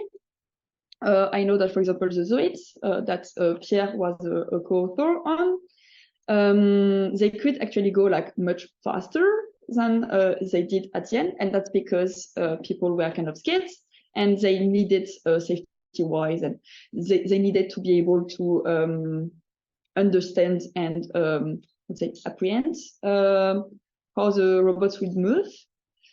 So that was also, I think, an issue on knob sliders with Union, where it's like the reconfiguration happened very fast at first. And so sometimes the users would say, ha, because I thought that their fingers would be trapped. But other than these two instances, oh yeah, but yeah, we talk a little bit, you know, with Ken Nakagaki with his exercises, when I said that we were unsure about using passive magnets because it would blow up, but I don't know if it could cause like heavy damage. So I don't think it's like the very safety hazard. But yes, if we wanted to have like a really like working prototype, maybe going like a commercial one, it would need to, like, we would need at least safety guidelines to make sure it's safe and that we don't hurt people, that we don't get sued, and yes. I feel like everyone else has said, I have so many questions, but I will only ask a few. Maybe something more speculative. So what actions could we take to integrate the robotics and HCI and shape change communities? I think that the fact that Céline and Anne went to a robotics conference is nice, but it's still like very different conferences. So we might not have the fun nor the time. So doing like projects with people from different fields, and I'm not only talking about robotics there. For example, I worked with Frank Kane a little bit. That was sorry. Jan, what was I forgot the not biometrics from biomechanics. Biomechanics. Thank you, from the biomechanics field. Very nice. And I think that we shouldn't be like scared to ask knowledge where it already is to inform. Instead, like if I didn't have these people, like multidisciplinary people around me, I would just maybe fumble my way, and I could arrive to a good result, but maybe not as good or not as fast, or maybe I would miss something from like some related work from their literature. So I think that would be great. One thing that's good, for example, in the robotics field, like some robotics conferences have HCI tracks. And I know that what's good, at least, for example, I don't know, in CHI, there is like the extended abstract. You have like several tracks where you could publish, and the Blinky block, so, you know, the ones I was talking about for education, was an extended abstract at CHI. So that's a good way to feature people from all kinds of fields. And a very a related one to finish before we pass you over. At what point do you think a shape-changing interface becomes a robot, and is there a boundary? That's this question I was scared about. What is a robot? I don't know. There is no actual definition. It's the same as at what point does your fridge become a robot? Because I needed to have like a clear-cut definition for my design space, at least for modular shape-changing interface, modular robotic shape-changing interfaces, I had as a requirement that the modules needed to have computational capabilities, embed computational capabilities, and that they could be reconfigured either by themselves or by the user, which meant that I needed to discard very interesting software hardware, for example, the Dynablock, that are passive modules and that are assembled by a road, like Inform, you know, a road based display. So for me, in my specific case, a modular, at least shape-changing interfaces, becomes a modular robots if the modules embed computational capabilities. That's a good answer. Thank you. Who wants to grill Laura next? Thank you very much. So now, Pierre. Hello. Hello. Hi. You can hear me, right? Yeah. Yeah, so thank you for your great presentation. I was lucky to be in your comité de suivi de thèse, so I already had a preview of your work, and I'll repeat some of what I already said. It's I think it's a really nice work, very interesting topic, but also the research is well executed and clearly presented. And I like to emphasize also that there are the findings from your studies, but also the methodology that's interesting. And I feel like the studies set an example of what you can do without having the technology yet. And so I think the work would be influential in HCI.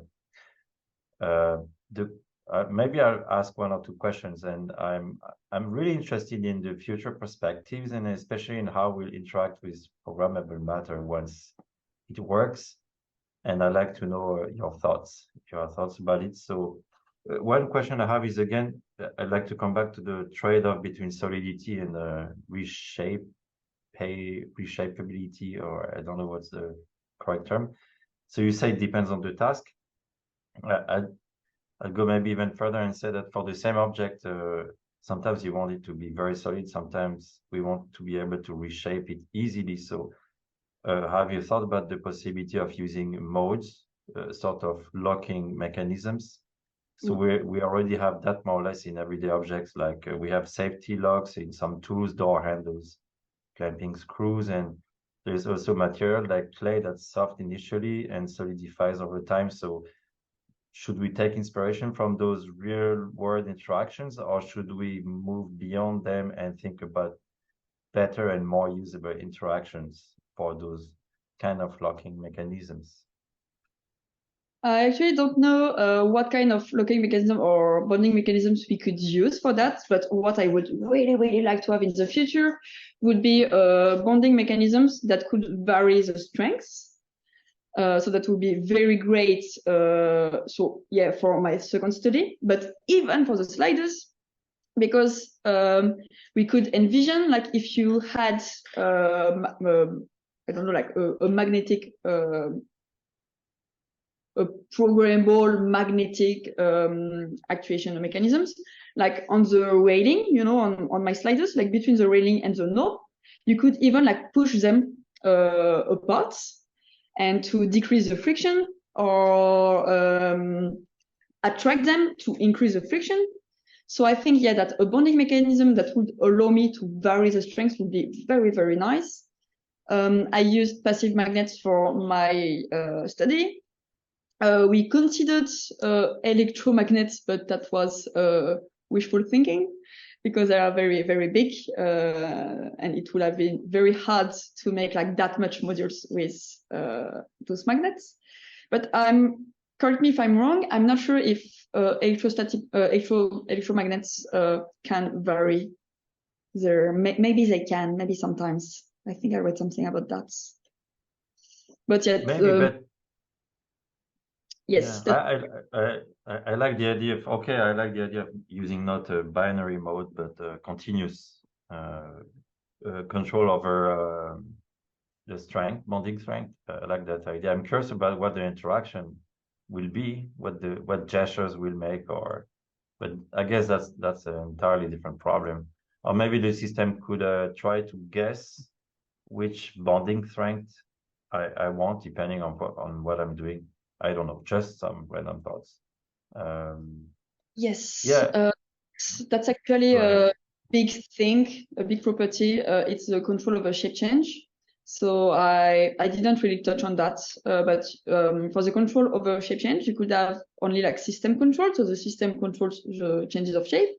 User controls, so it's not actuated, and the user controls the changes of shape. It could be negotiated between both, or there was a fourth level that was inferred, I think. So the system itself controls the change of shape, but it infers what changes of shape needs to be done according to the task or what the user is doing.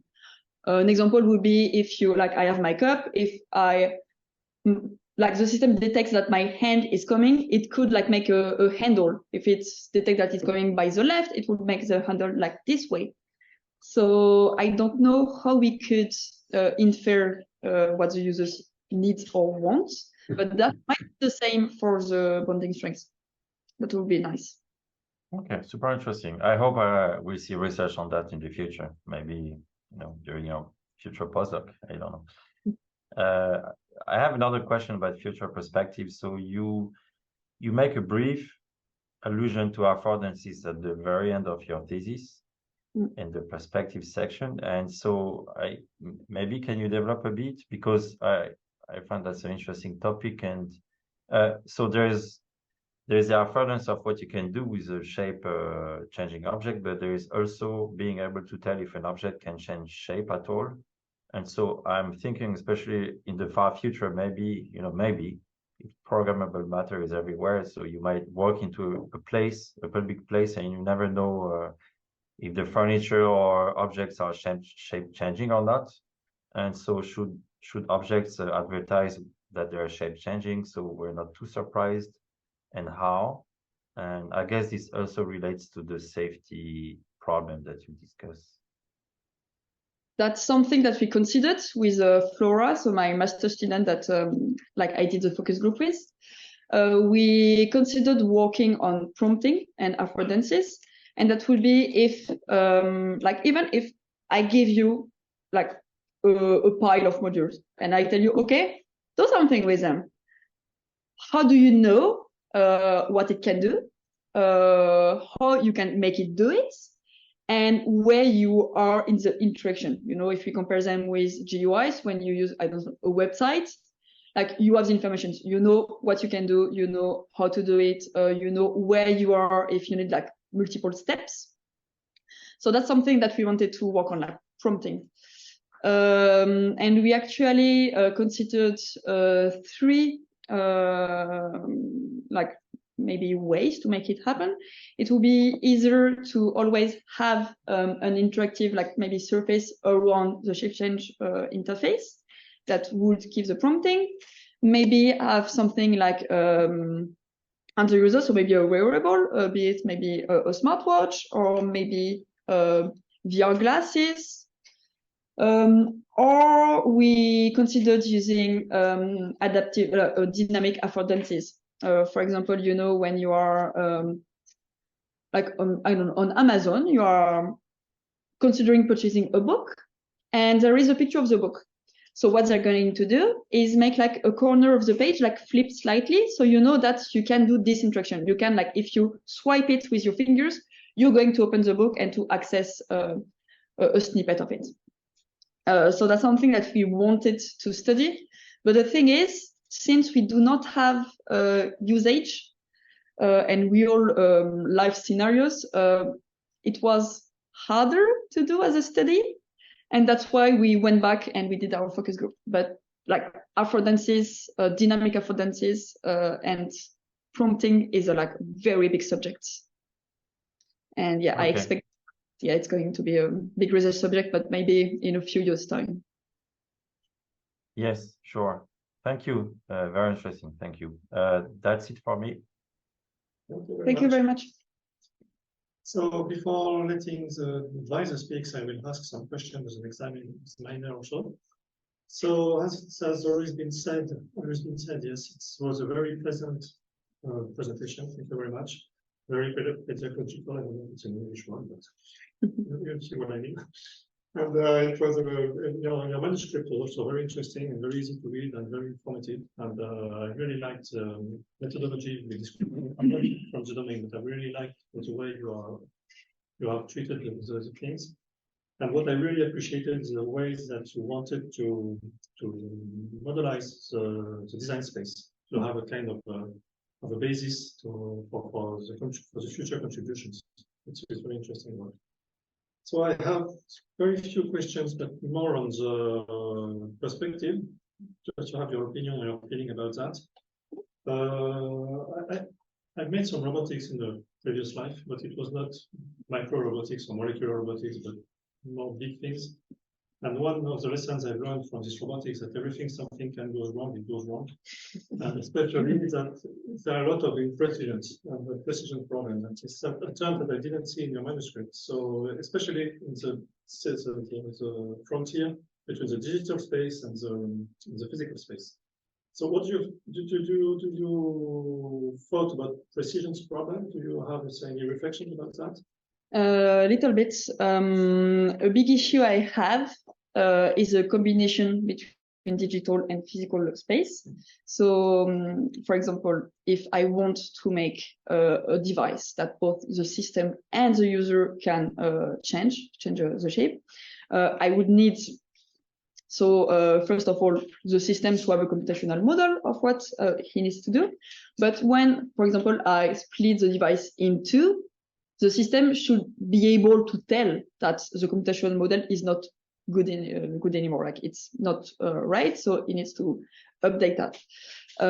It can lead to a lot of imprecision. Also, like if during the shape change, one of the modules just falls off, how are we able to like take it back and put it back in the like physical object? So that's, yeah, I didn't really touch on that subject further than just describing this property. What did I want to say? I had another point to make. I forgot it. Imprecision. Oh yes, and that was something that I talked a little bit about, like in the molecular big project, like INRIA project, was that now we have Quentin that works on imprecision with images. So when you want to have like two images, put them together, maybe like you could have a lot of computer image softwares that will make the perfect image, but maybe your users doesn't want to wait too much. So they could say, okay, no, I'm going to, like, once again, the control between user and system. So I was wondering if we could have that kind of same thing for modular robots. So maybe your system could make like a perfect object made of modules. But what if you don't have time, or like maybe like a degraded version, an imprecise version could be good enough. So maybe you could leverage imprecision to have like a good enough system. If that makes sense. Yeah.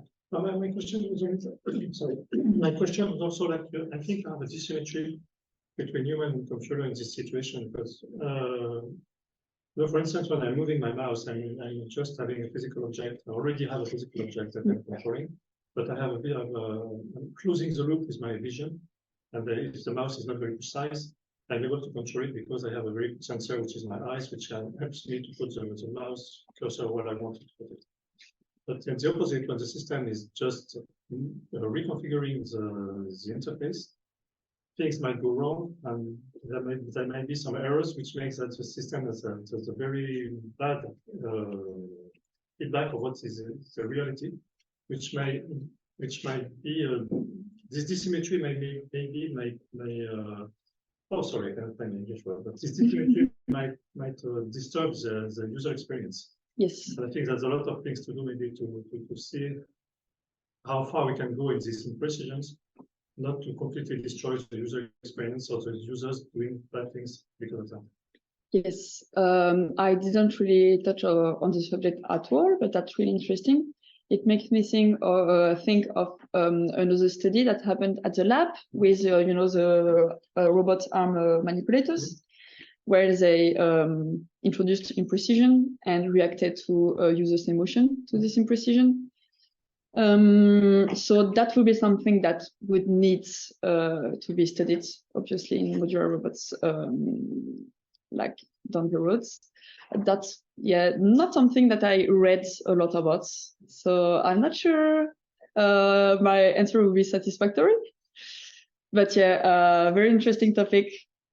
And there might be work on this, but I'm not exactly sure if there is, like, the same way as I didn't find a lot of work on the safety property. Maybe there's work like in the robotics community, but focusing on reconfiguration, commission, and not really on the user. So that would be good thing to research, good idea of a thing to research. There's another thing I wanted to talk with you about. Maybe you've seen work on that or not. For instance, you were talking about the shape of the modules and the strength of the magnetic device to fix them together. And one thing is this is very static.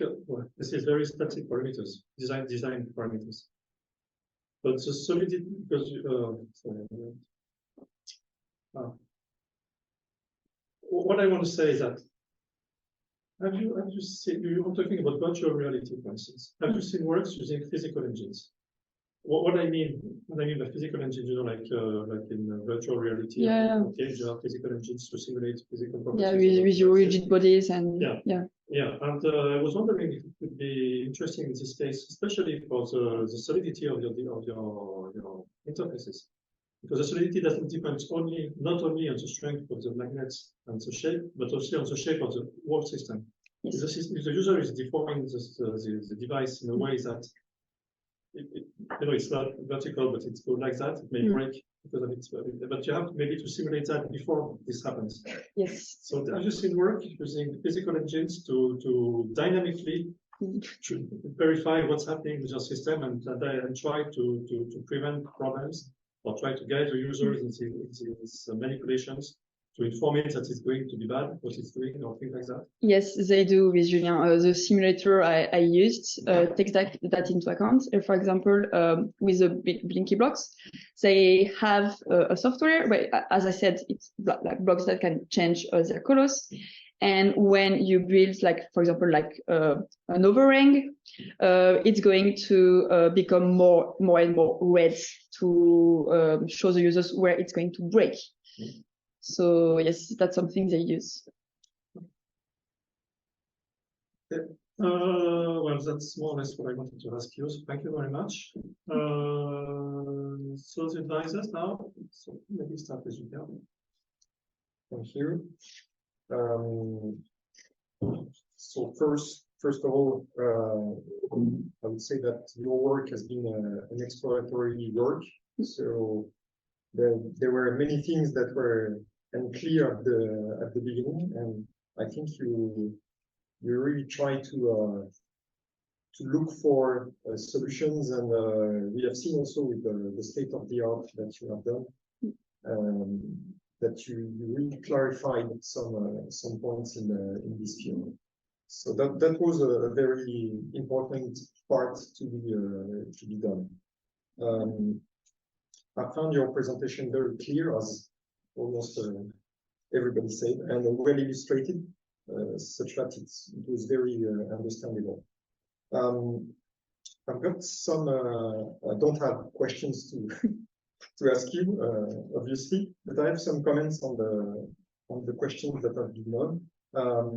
From Miriam, is it an overshooting technology? I think we didn't really, in the experiments of the sliders, we didn't use the main properties or advantage of modular robots, because what we could have done was, for example, user-defined knobs, such that it is the manipulation. But rather than that, we just wanted to study the impact of the shape. So I agree that it's a bit of an overshooting technology, but on the other hand, we didn't really take all the advantages of the technology.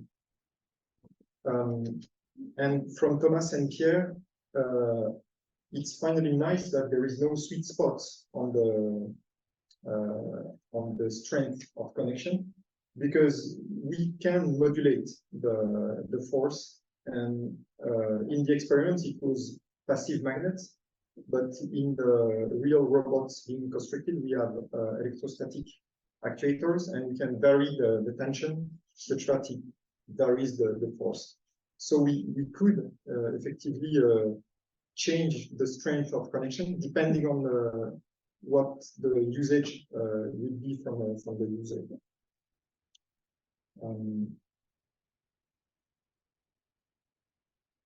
Okay, and I think that's all for this time. Thank you again. Thank you. So, yeah.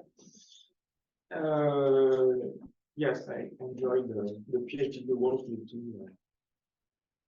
And the presentation is a remarkable end to that PhD.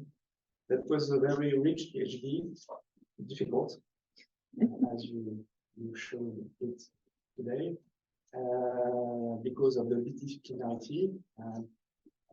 As you said, there is a wall between HCI and robotics, and now we are deconstructing the wall between the two disciplines with a tremendous work and a very investigated both disciplines very deep, with a great scientific rigor and a lot of creativity. In your answers, you showed that you explored a lot of paths that are not in the manuscript. And your work, I think, is now fundamental. And you did that work with passion, with energy, always smiling as to you also shown you are a great pedagogue. All the members of the jury underlined that they appreciated the quality of presentation. That's why you did the regional. You were a finalist from La Thèse Internationale. You had that ability to to explain your scientific work to non-experts. So it reflects that quality, and I would like also mention that you're also a great teacher, because we talk together at the INP. And I have a little anecdote. I'm scared. When you were teaching at the INP, you were quite confident at the idea to teach to students, because you felt not very confident. And today was a great demonstration that you have the capabilities, the skills, and you are a great scientific researcher and also a great teacher, and you are meant for that job. So, thank you for that PhD. Thank you to Céline also to bring me to the field of changing UIs and robotics. And thanks to you, HCI and researchers in robotics are now becoming closer and are able to speak the same language. That's nice. Thank you very much. Thank you. The last words. Okay, so it's tricky to be the last one because I feel like I need to repeat a lot of things that Jan just said. But yeah, I think it's always a pleasure to follow your presentation because they're also lively and dynamic. I also wanted to say that it wasn't an easy subject because of all the reasons that Jan just said. Like, it's a mix of two fields that don't really communicate a lot so far. So you have to take time to understand how other people work and the community. So it takes some time. There's a difficulty in that you manage very well. And also the fact that you were working on a topic where there is no proper ready hardware to work with, which is quite unusual in HCI. Usually most of people work with very standard like laptops or very standard hardware platforms, or they make their own, but we don't have this capability right now to make such small modules. So there was another difficulty and you ended up having 3 papers with the thesis, so that's you handled that also super well. And then I just want to repeat what you just said, that it was a pleasure to work with you because you're always so dynamic and smiling and happy to work. So Thank you. Thank you very much. Okay, je vais repartir en français. Donc, merci à tous. Donc, maintenant, ça va être l'heure de la délibération. Donc, quand vous avez, c'est de nous laisser de cette salle. on a une salle. Des questions. La salle. Si un docteur, si quelqu'un qui est docteur veut poser une question. Bon. Donc, je vais vous laisser, je vais demander de vous laisser. Du coup, on va délibérer dans cette salle à cause de la vidéo et on le rappellera pour la. Ok. Excusez-moi. Ouais. Donc, Laura, vous avez présenté vos travaux intitulés Implémentation moléculaire d'interface utilisateur changement de port. Donc, le jury a souligné unanimement la richesse et la qualité de la présentation mettant en avant en particulier les grandes qualités pédagogiques. Le jury a souligné également la difficulté du travail accompli de par la nature bidisciplinaire entre la robotique et l'interaction humain-machine, champ interdisciplinaire très peu abordé. Ce que nous avons noté, c'est que tu as su déconstruire le mur entre ces deux domaines et par un travail de recherche s'appuyant sur une grande rigueur scientifique et de par ta créativité dans un contexte où le matériel n'était pas encore disponible dans l'état des connaissances, tu as su ouvrir une nouvelle voie importante pour les deux communautés. Tu as répondu aux nombreuses questions avec aisance, passion, énergie, démontrant ta grande maîtrise de ton domaine et surtout la vision que tu emportes. Pour toutes ces raisons, le jury te décerne le grade, à l'unanimité, le grade de docteur de la communauté Université Grenoble INP, mathématiques, sciences et technologies de l'information informatique.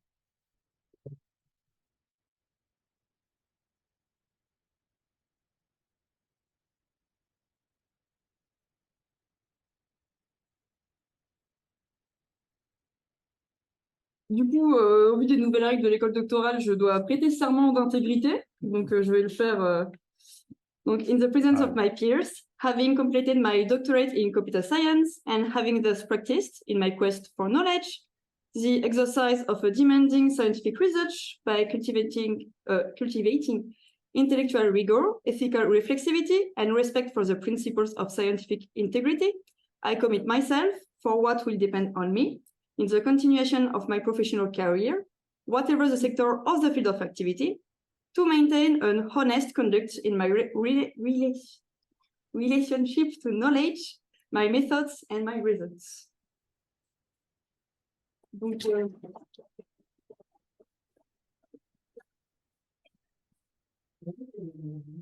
so I'd like to thank everyone. So first my jury members. So Patrick, thank you very much for presiding this event. It was very well done.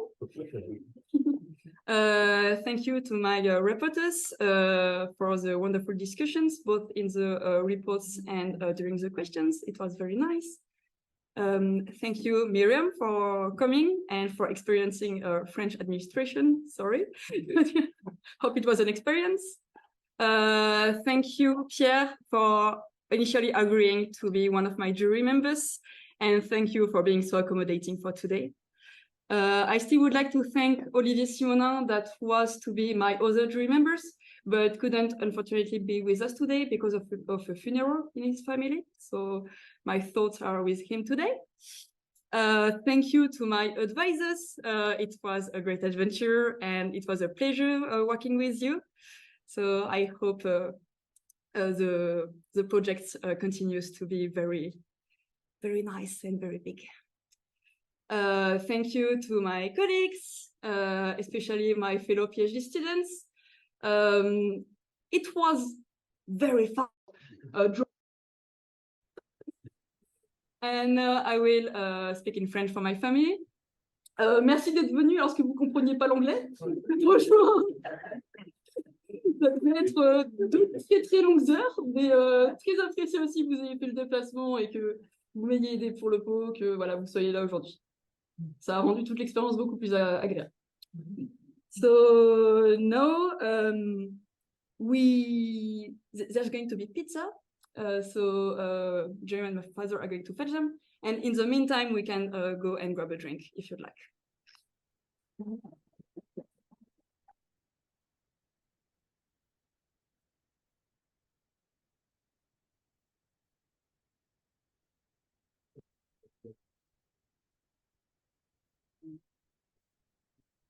Du coup, je vous invite à aller au pot qui sera dans l'aquarium, donc à côté de l'entrée.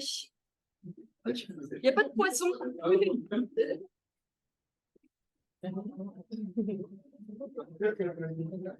Merci Manu et Pierre. Merci. On vous laisse. Au revoir.